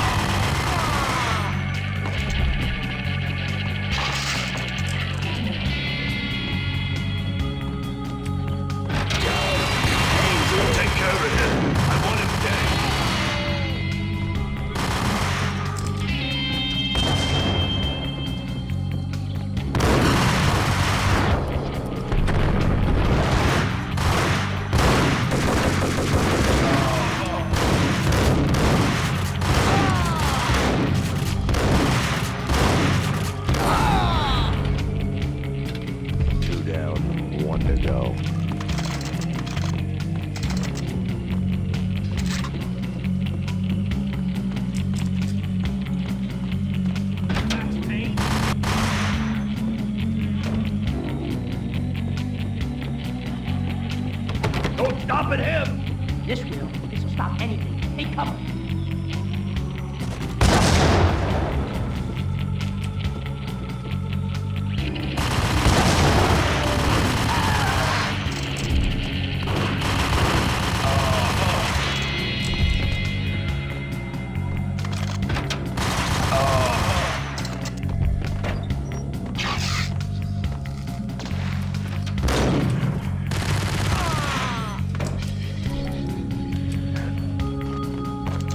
It was too late for her. You're a real angel, Max. I couldn't tell whether it was Mona or her sister. The body was a mess. The sick bastard had really gotten a kick out of it. Seeing her lying there got me thinking about another woman's body on another bed. Got me thinking about a fallen cradle.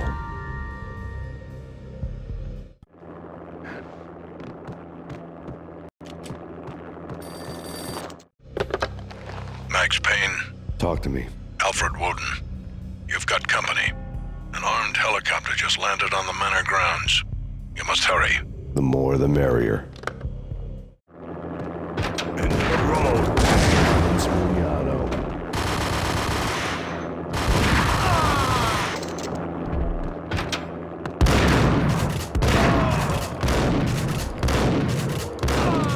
Punchinello's trio was done for. Outside my door. Hurry. He's coming for me. You gotta hurry. Please. I could hear Punchinello on the phone begging for help. He should have been saying his goodbyes. Punchinello was a pushover. The moment I stepped into the room, he folded like a deuce before a royal flush. No, wait. I was just doing what I was told. I couldn't refuse. She's someone high up. Government, maybe. I don't know. He was trying to buy more sand for his hourglass. I wasn't selling any.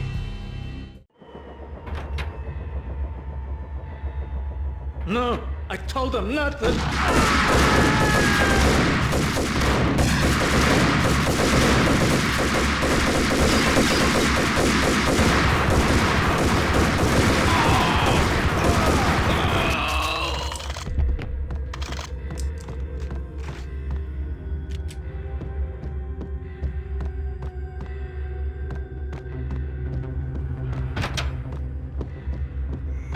Drop it. Don't move. Game over, Max Payne. I could tell when I was outgunned. It was time to take another beating. The mystery witch was a real barracuda. Trouble on dagger heels, a smoking assault rifle in her hand, and an army of killer suits behind her. How sweet. I get to kill two birds with one stone. Sooner or later, it was going to catch up with you.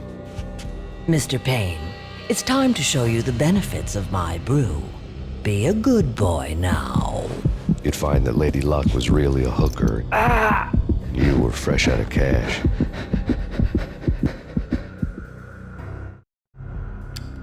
Gentlemen, we're done here. Take me to Cold Steel. She had just given me an OD of Valkyr. I could feel green fire eating my brains. They turned to steam. They did a fade on me. I'd never had a chance. The witch had got me just as sure as if she put a gun to my head and pulled the trigger. The shadows rushed me, bruised mugshot faces hungry for revenge. They knew my weak spots and closed in for the kill. The floor turned into a vortex of green blood. I fell. The flesh of fallen angels.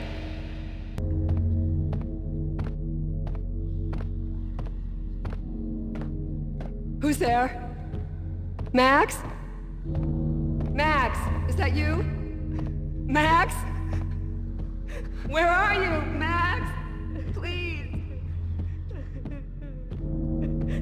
No, please, Max, no. I'm sorry. Please don't, Max, no. Please.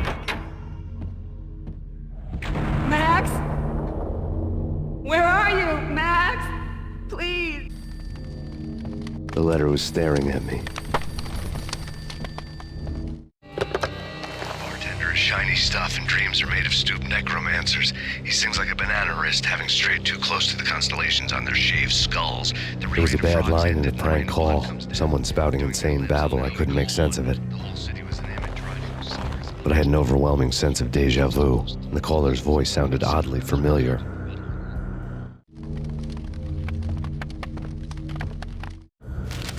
There was something disturbingly familiar about the letter before me. The handwriting was all pretty curves. You're in a graphic novel. The truth split my skull open, a glaring green light washing the lies away. All of my past was just fragmented still shots, words hanging in the air like balloons. I was in a graphic novel. Funny as hell. It was the most horrible thing I could think of.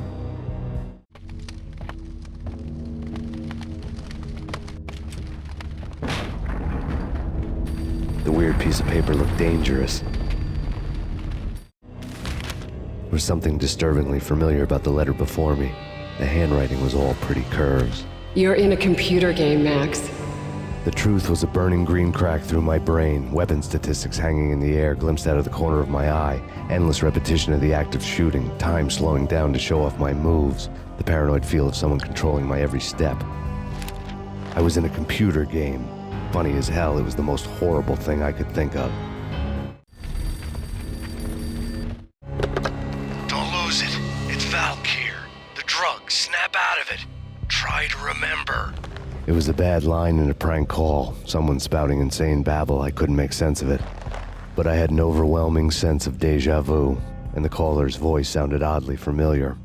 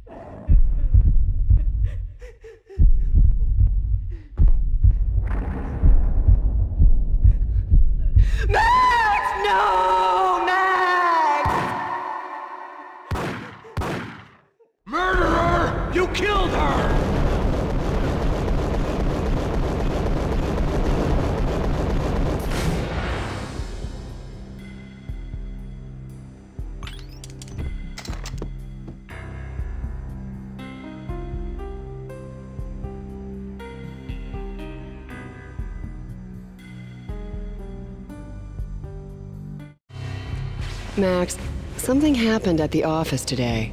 A strange memo. Something about Vikings. Honey, I gotta run. You can tell me all about it this evening. Have a nice day, darling. The bullet holes were rubies on her chest, blood glowing on her ivory skin. She was so beautiful. The killer was smiling. The flesh of fallen angels. Slowly, the green nightmare faded, leaving dark stains on my soul that would never come off. I felt like flatlining. I was all shook up. I woke up in a cold sweat, sick and tired to the bone, lying in a puddle of my own puke. The hag had said take me to Cold Steel before it had all gone crazy. It was a clue, the only one I had. It took me forever to crawl back to my feet and hit the road, but when I did, I drove straight to Cold Steel Foundry outside the city. There was a whole lot of action around the place for a freezing winter night. Trucks coming and going, men running. I had the drop on the mystery witch. She thought I was dead. I was on her blind side. I was going in. The bad trip had put me in a crazy mood, adrenaline pumping through my aching veins. Staggering on the mill roof in ice and snow and wild wind, I was a ninja. My kung fu was strong. I wasn't kidding anybody. At best, I was Superman on Kryptonite about to fall through a skylight, down to where it was all going down. A half-abandoned industrial area in the middle of nowhere. The factory was a perfect front for any number of illegal activities.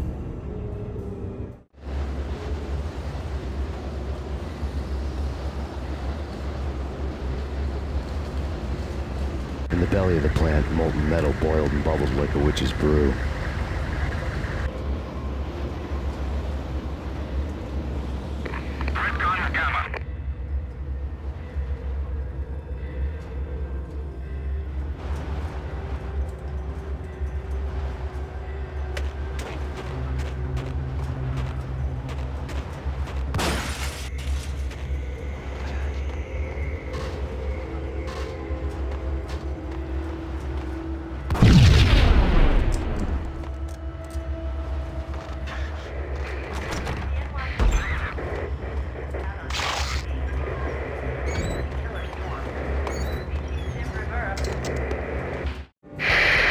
Life-threatening weather conditions.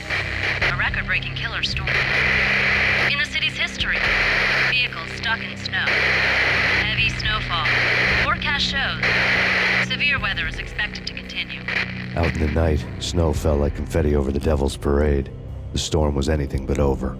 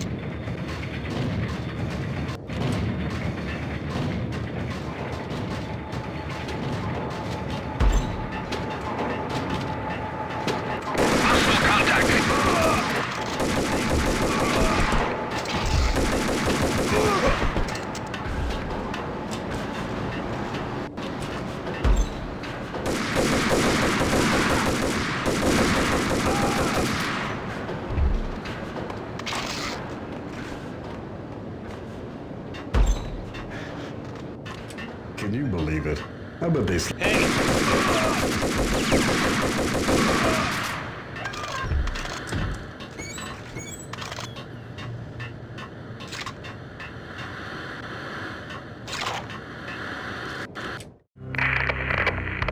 breached. The facility has been compromised. Repeat, the Deep Six has been compromised. Initiate Operation Deadeyes. The walkie-talkie military lingo could mean only one thing. They were getting ready to destroy the evidence and vanish into the night. I was so close. The hidden truths were just around the corner.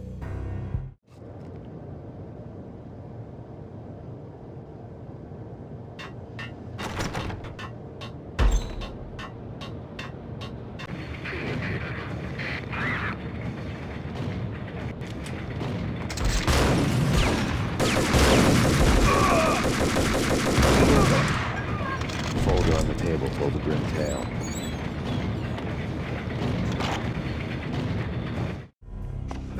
The mercenaries were running a tight operation, paperwork and all.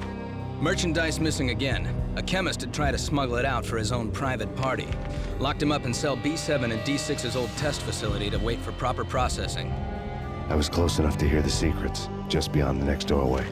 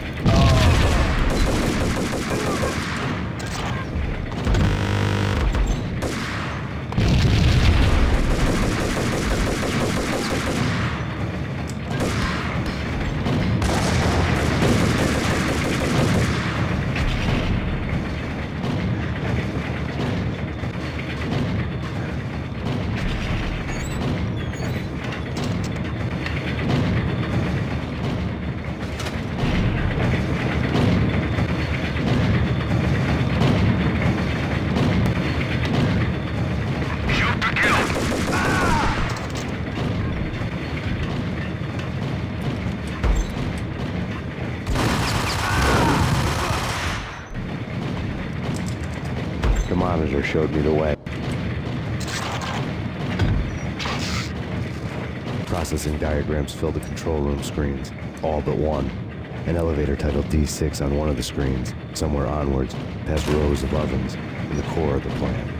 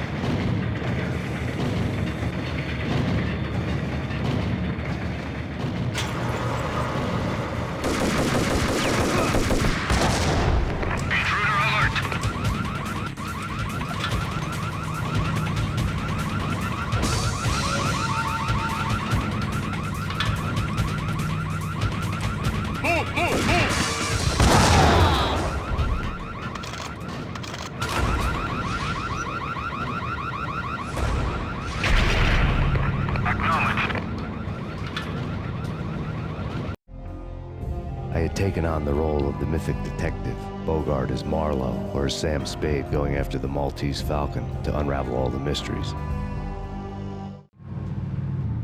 Following a path of clues to that final revelation, even if it would take me down to the cold, cavernous depths of a grave.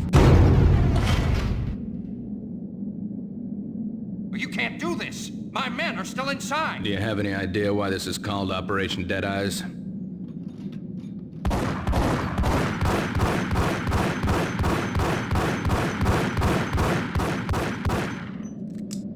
I think he's dead already. Let's do it.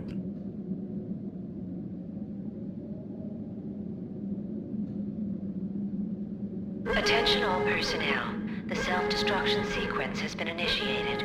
Evacuate the complex We've immediately. got company. Repeat. The self-destruction sequence has been initiated. Proceed to the nearest exit immediately. I had seen the logo on the floor before. There was an old army bunker under the steel mill. I knew the military plaque on the floor. I had seen 1,000 variations of the insignia on crumbling brick walls everywhere in the city. The sword replaced by a syringe. Project Valhalla, V for Valkyr, V for Valhalla. All of a sudden it read like a crackpot conspiracy theory.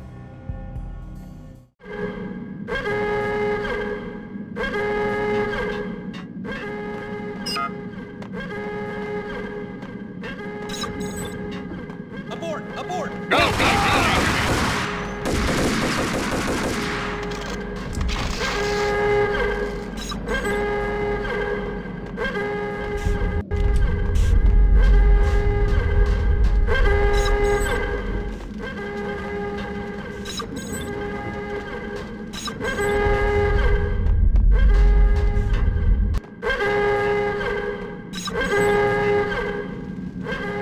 The chemist had been using the workstation when he died. The half-life of the lab rat had ended online, his password blinking on the screen.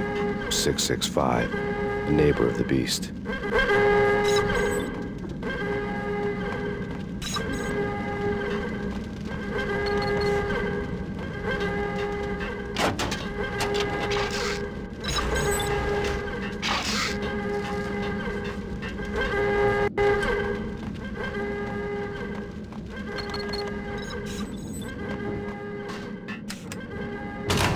Attention all personnel.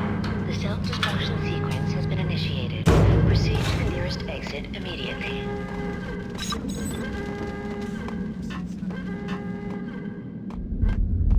Hey! In here! Hey! Thanks. I thought I was gonna die in there for sure.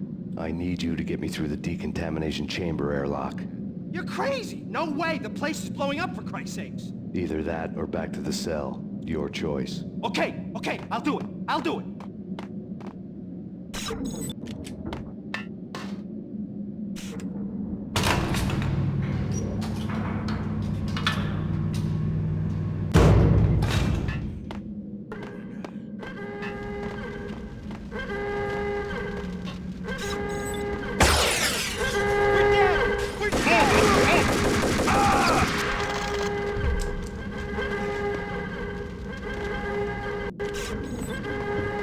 Attention all personnel. The self-destruction sequence has been initiated. Decontamination in progress immediately. Still ring it to work. Decontamination.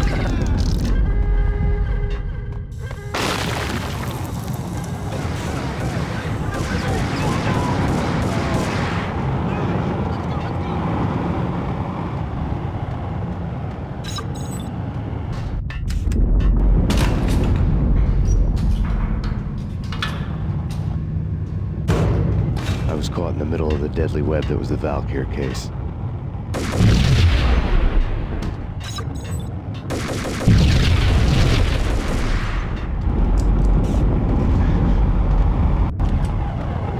One of the lab terminals had the project logo on the screen. Top secret. Project Valhalla. U.S. Army. Yggdrasil Network. Valhalla. The otherworldly place in Norse mythology where the bravest heroes spent their afterlife feasting and fighting forever, their wounds miraculously healed night after night. Valkyr, the maidens who chose the most courageous Viking warriors and carried them to Valhalla. 1991. The research objective is to create a chemical substance to enhance the stamina and morale of infantry troops. 1995. Results unsatisfactory. Project canceled. Someone had decided to continue the sick experiment unauthorized. Project compromised. Data leak. Fix the damage by any means necessary. Security clearance red. Authorized by the project lead. Field test. Double the dosage for all the remaining test subjects. Observe and record the subject's behavior in an urban setting. The drop-off point was my old address in New Jersey. The file dated 3 years ago. Just when you thought you had reached the deepest depths of horror, it suddenly got worse. How to turn off that small voice inside your head that started to whisper that you should be glad that now, if not before, your revenge was justifiable on any conceivable moral scale. That small voice proved, beyond any doubt, that I was damned. The dagger-heeled woman had come and gone a long time ago. There was nothing more for me here. Bunker's name was acting as a self-fulfilling prophecy.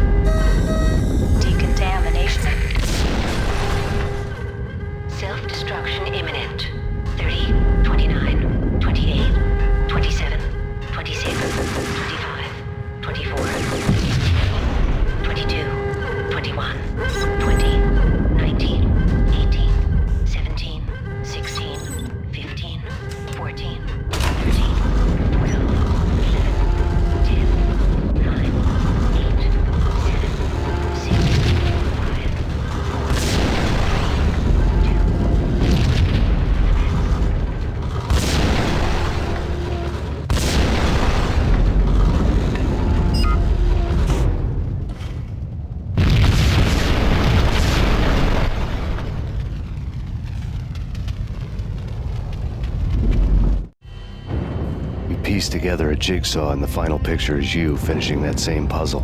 A mad, green-eyed killer standing behind you. An urban legend come true. The Project Valhalla test subjects had been the mad junkies who had murdered my loved ones. The rest was simple body count math. It all pointed to her. Ms. Valkyr. The factory went up in a fiery inferno behind me. All my leads were dead, turned to smoke and dust. I had lost my way. I hadn't slept in a million years.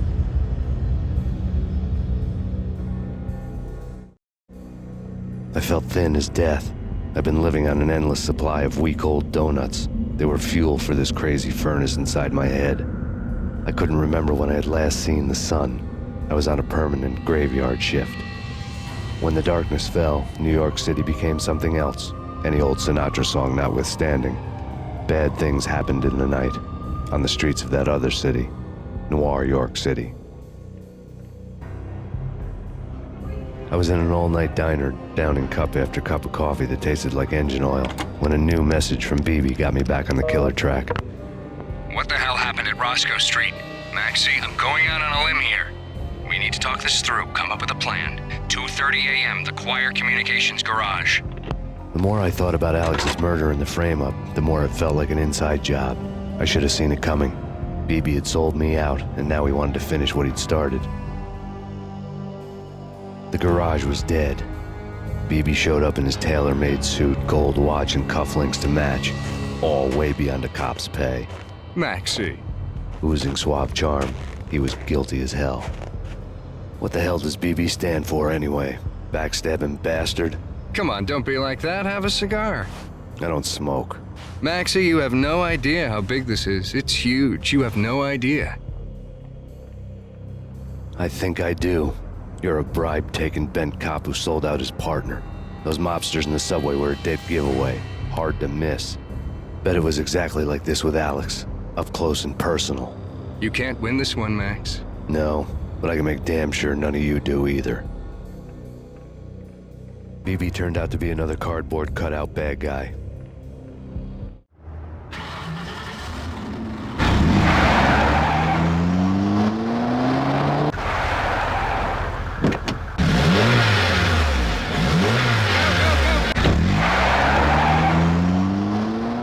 Bad cop on the take, a cowardly right-hand man fleeing from the scene, leaving his paid thugs to do his dirty work.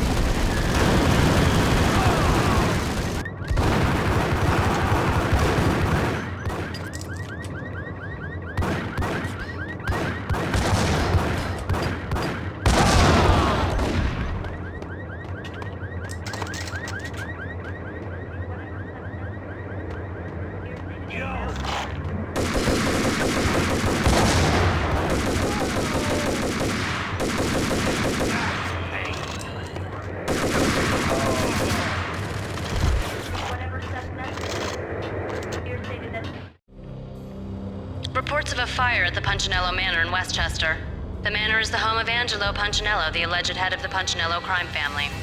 The police are now saying, contrary to their earlier statements, that Max Payne is still alive and at large. He continues his vendetta against the Mafia, of which this last act of arson is attributed to. I had no recollection of setting any fires, but I did remember the flames.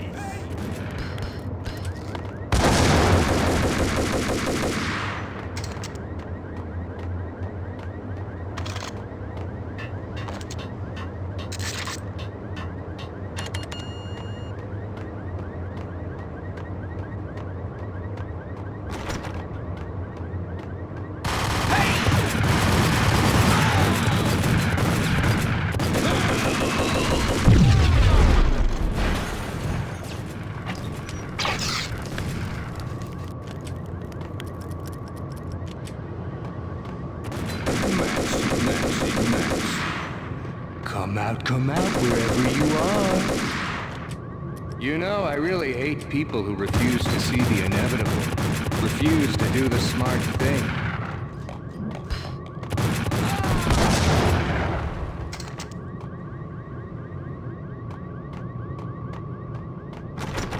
The payphone started to ring.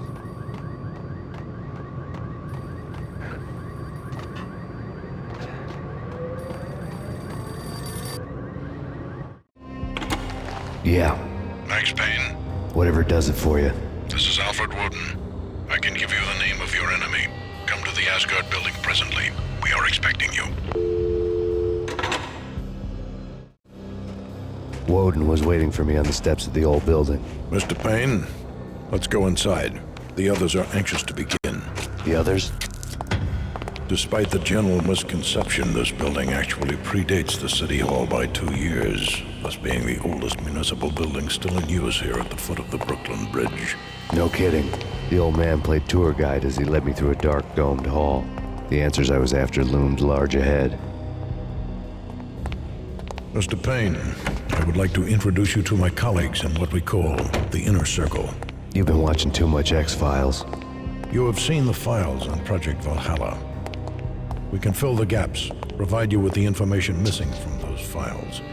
We were all involved in the early stages of the project during the Gulf War. What's the catch? We would very much like to blow this thing wide open, but our hands are tied. Her name is Nicole Horn. She was the key figure in Project Valhalla. When the funding was discontinued, she simply refused to quit. She knew exactly what she had in her hands. Nicole Horn is the president of Acer Corporation. She has more than half the city in her pocket. This must be kept under wraps. If you try to go public with this, we will deny any knowledge. We need you to take her out. Afterwards, we can protect you. Make all the charges go away. That was the cue for the killer suits to kick in the doors and swarm inside.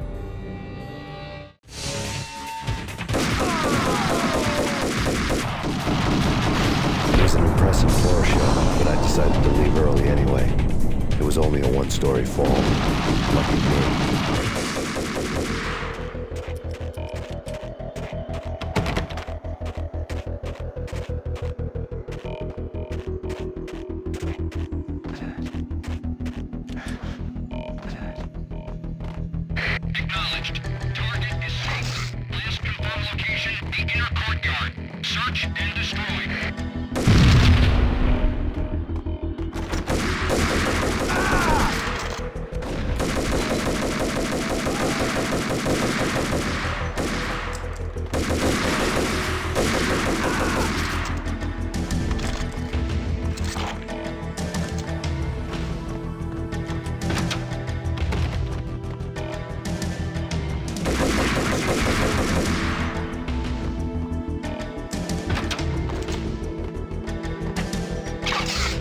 One of the monitors showed what was left of the inner circle. On screen, the so-called corpse of Alfred Woden stood up, miraculously waking from his dirt nap, looking smug among his dead pals. In the land of the blind, the one-eyed man is king. I didn't know how he'd pulled it off, but it was a pretty slick way to get out of all his promises. Most of what he had said fit too well to be a load of crap.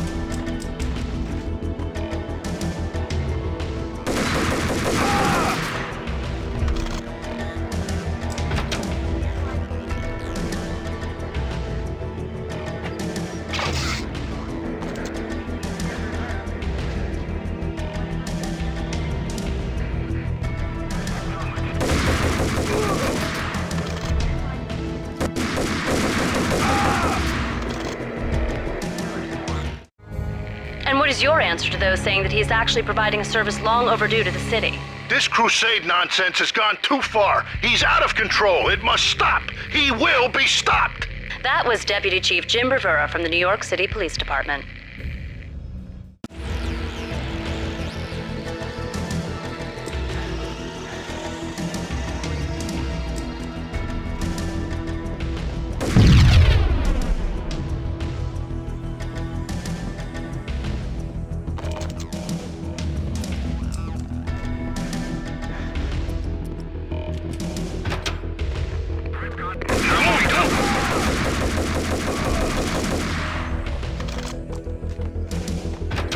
Videotape lay on the desk. Nicole Horn had blackmailed the inner circle into silence. The tape came with a curt extortion note on a piece of expensive paper. I remembered Candy Dawn taping her clients in action on the side, selling the tapes to the highest bidder. I was sure that kinky sex was nowhere near Alfred Woden's worst sin.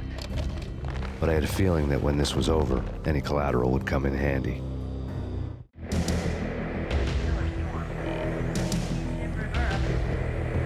Woden had left me a present. Woden had taken care of my mission preps with military precision. The critical areas in the Acer Corporation headquarters blueprints were circled in red. The president's office was at the top of the building, right below her penthouse suite. The elevators were controlled by a security computer, part of the mainframe located underground below the building. The high-rise was sealed as tight as a sci-fi fortress.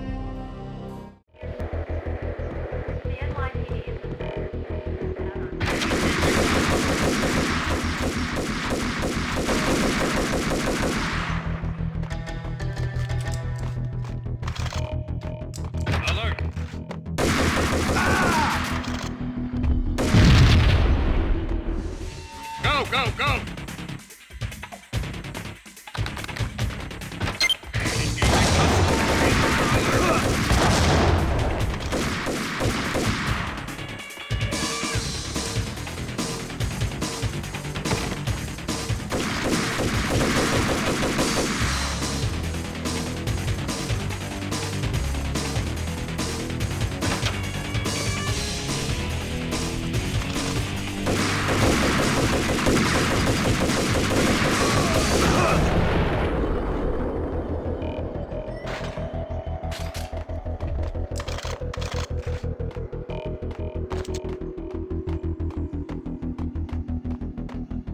Best movie. Yo!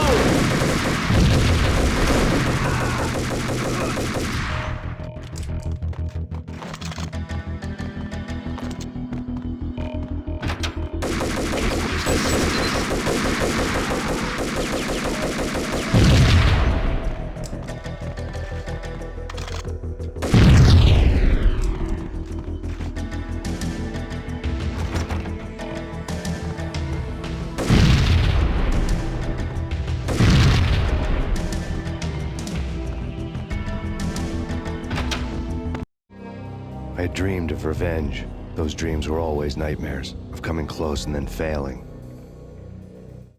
Now I was close. I had a name to guide me, Nicole Horn. I had nothing to lose.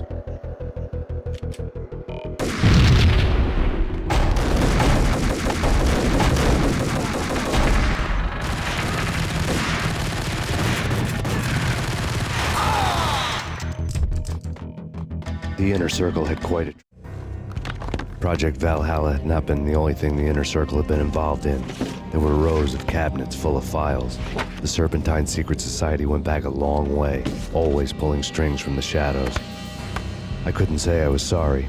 Woden's move in some Byzantine power game had cut the Circle's membership roster to 1. The old man wanted me on cleanup duty. It was my mess, too. Track record.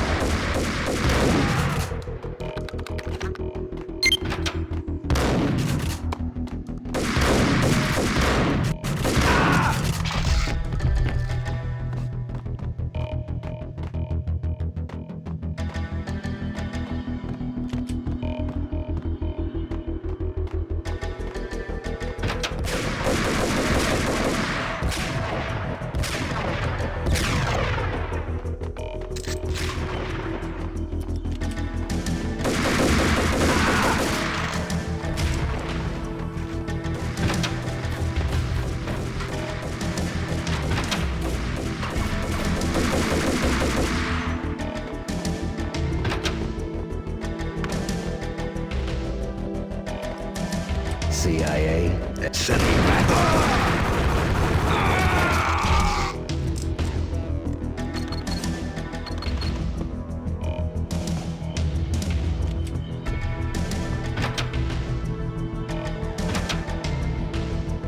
Take him down.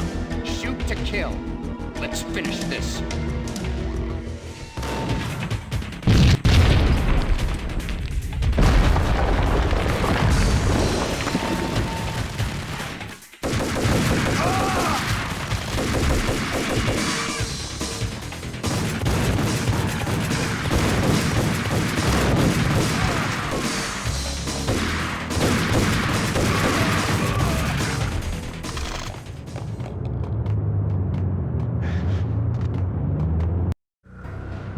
Mine wasn't the most original approach to the problem.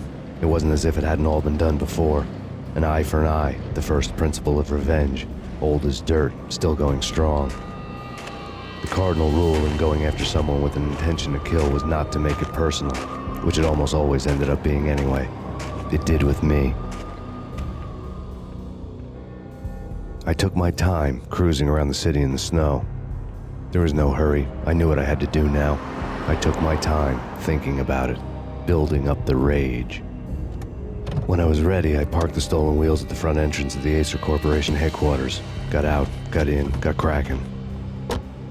I had a bullet with Nicole Horn's name on it. I had 10,000 bullets with the hag's name on them. She had ultra-high-tech security systems, enough mercenaries and weaponry to start World War III. There was no fear. New York disappeared behind a veil of snow. I had crossed the threshold. This was her domain, sleek and sexy and soulless, all glass and steel. A place of color-coded security key cards, metal detectors, and surveillance systems.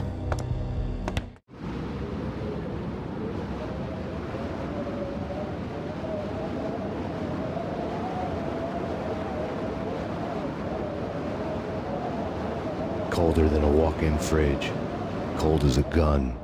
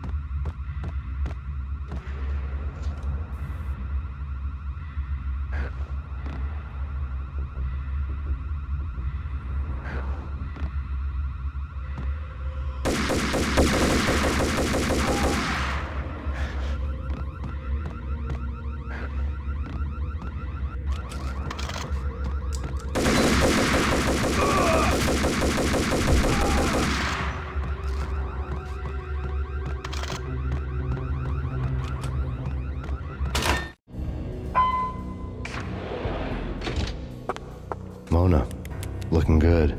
Max, we gotta stop meeting like this. It will be a cold day in hell before I let a narc cop stop me. Miss Sachs, do your job. Relax, Max. You're a nice guy. I don't kill nice guys.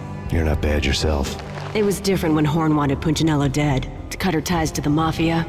He deserved to die. The same goes with her. She's the bad guy here. Her sister was whispering to her in my favor. I knew the appetites of ghosts intimately. They hungered for revenge. No! A gunshot boomed and she fell down in slow motion. She was a nice girl, not really a stone-cold killer. And now she was stone-cold dead. Like religious fanatics or loyal samurai, Horn's private army was coming at me. Send me back up.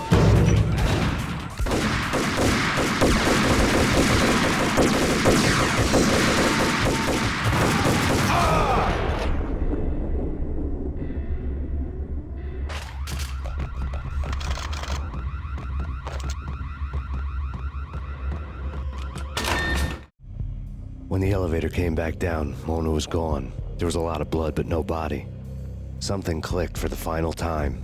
My mind had never been so clear, as if somewhere high above the storm clouds were already gone, cold stars blazing from the black skies.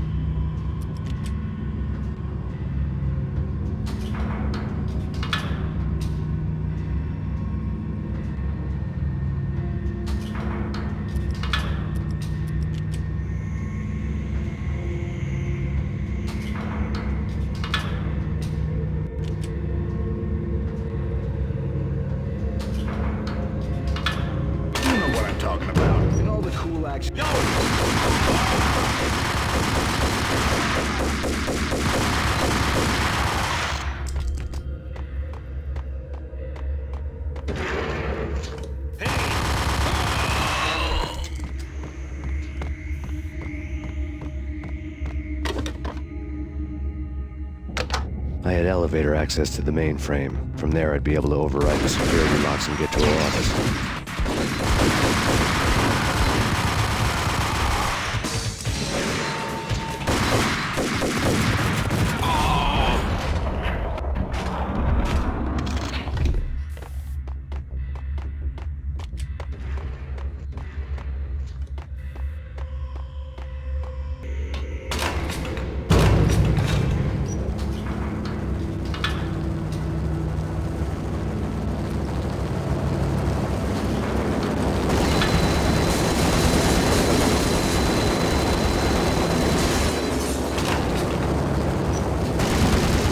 The unmarked chopper was Horn's pet guardian, inhuman and flawless. It was stalking me.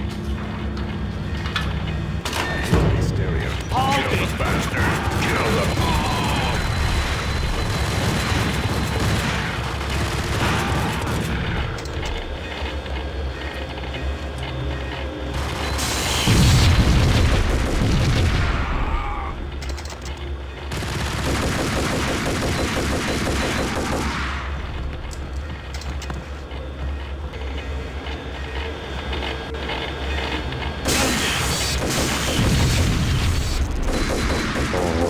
Were now offline. All bets were off. The elevator would take me all the way up.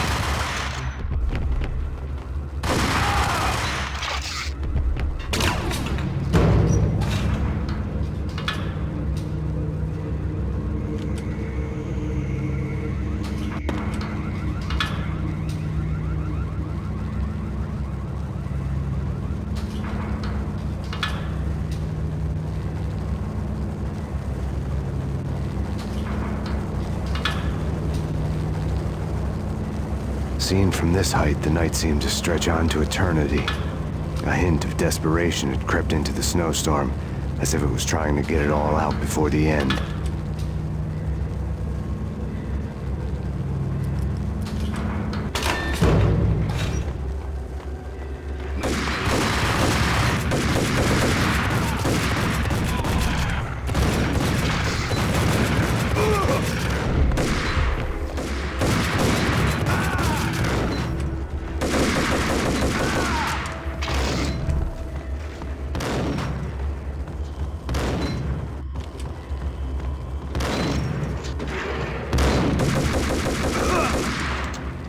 personal computer was on. Next to the printer was a neat stack of expensive paper. Hacking through Horn's computer would have unearthed files of criminal plans, strategies for world domination, spy helicopter reports, illegal wiretap recordings, internet porno, all of the above. Take your pick. I really didn't care anymore. I had seen too much of it already.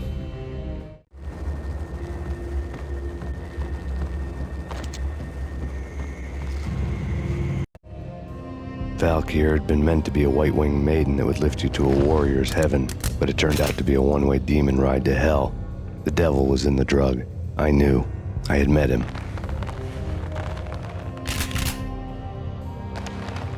And now I was gonna kill her, the queen of the underworld who had tried to lift herself a bit closer to heaven with her drug money. No begging, no bribes. She knew better. Honor among killers. We who were about to die. Both of us knew how this would end, in pain and suffering. All this because your wife stuck her nose into things that were none of her business. The cops were coming to take me away. The sirens were like a bad conscience I couldn't shake. It's ridiculous you've made it this far. You won't be alive when they get here. Stop him!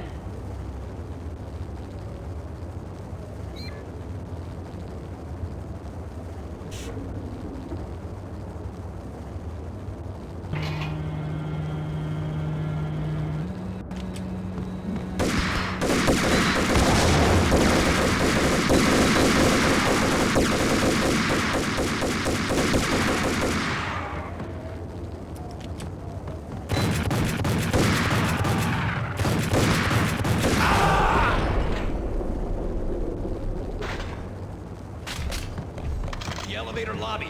Get us back up now. Max Payne, this is futile. A waste of time. The deaths of your wife and daughter were necessary. Inevitable. It is done. You cannot bring them back. Nothing you do will make it any better.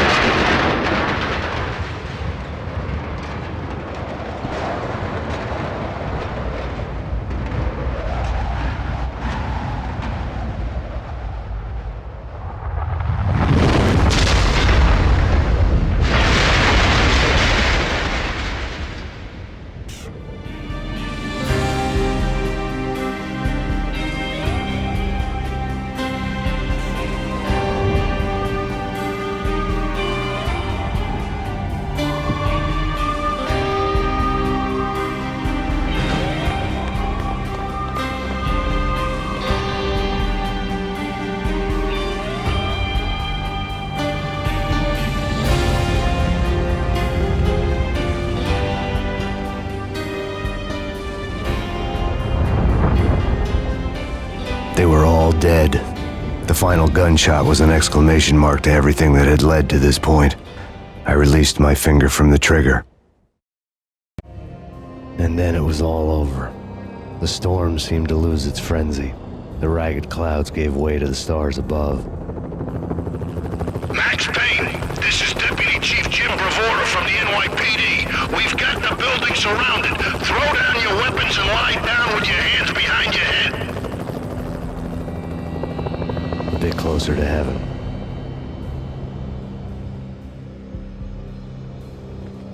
The cops' voices were distant and muted. Freeze! NYPD! Hold it right there! My ghosts released me from their haunting. Down below, New York City glittered like diamonds on black velvet. You gave us one hell of a ride. Take him down to Central Booking. You heard the man. Woden was there in the crowd, standing by the sidelines. It wouldn't be over till the man with the patch would say so. He'd say the right words. I knew he would. He'd better. Woden grinned smugly. It was the grin of a winner. That made two of us.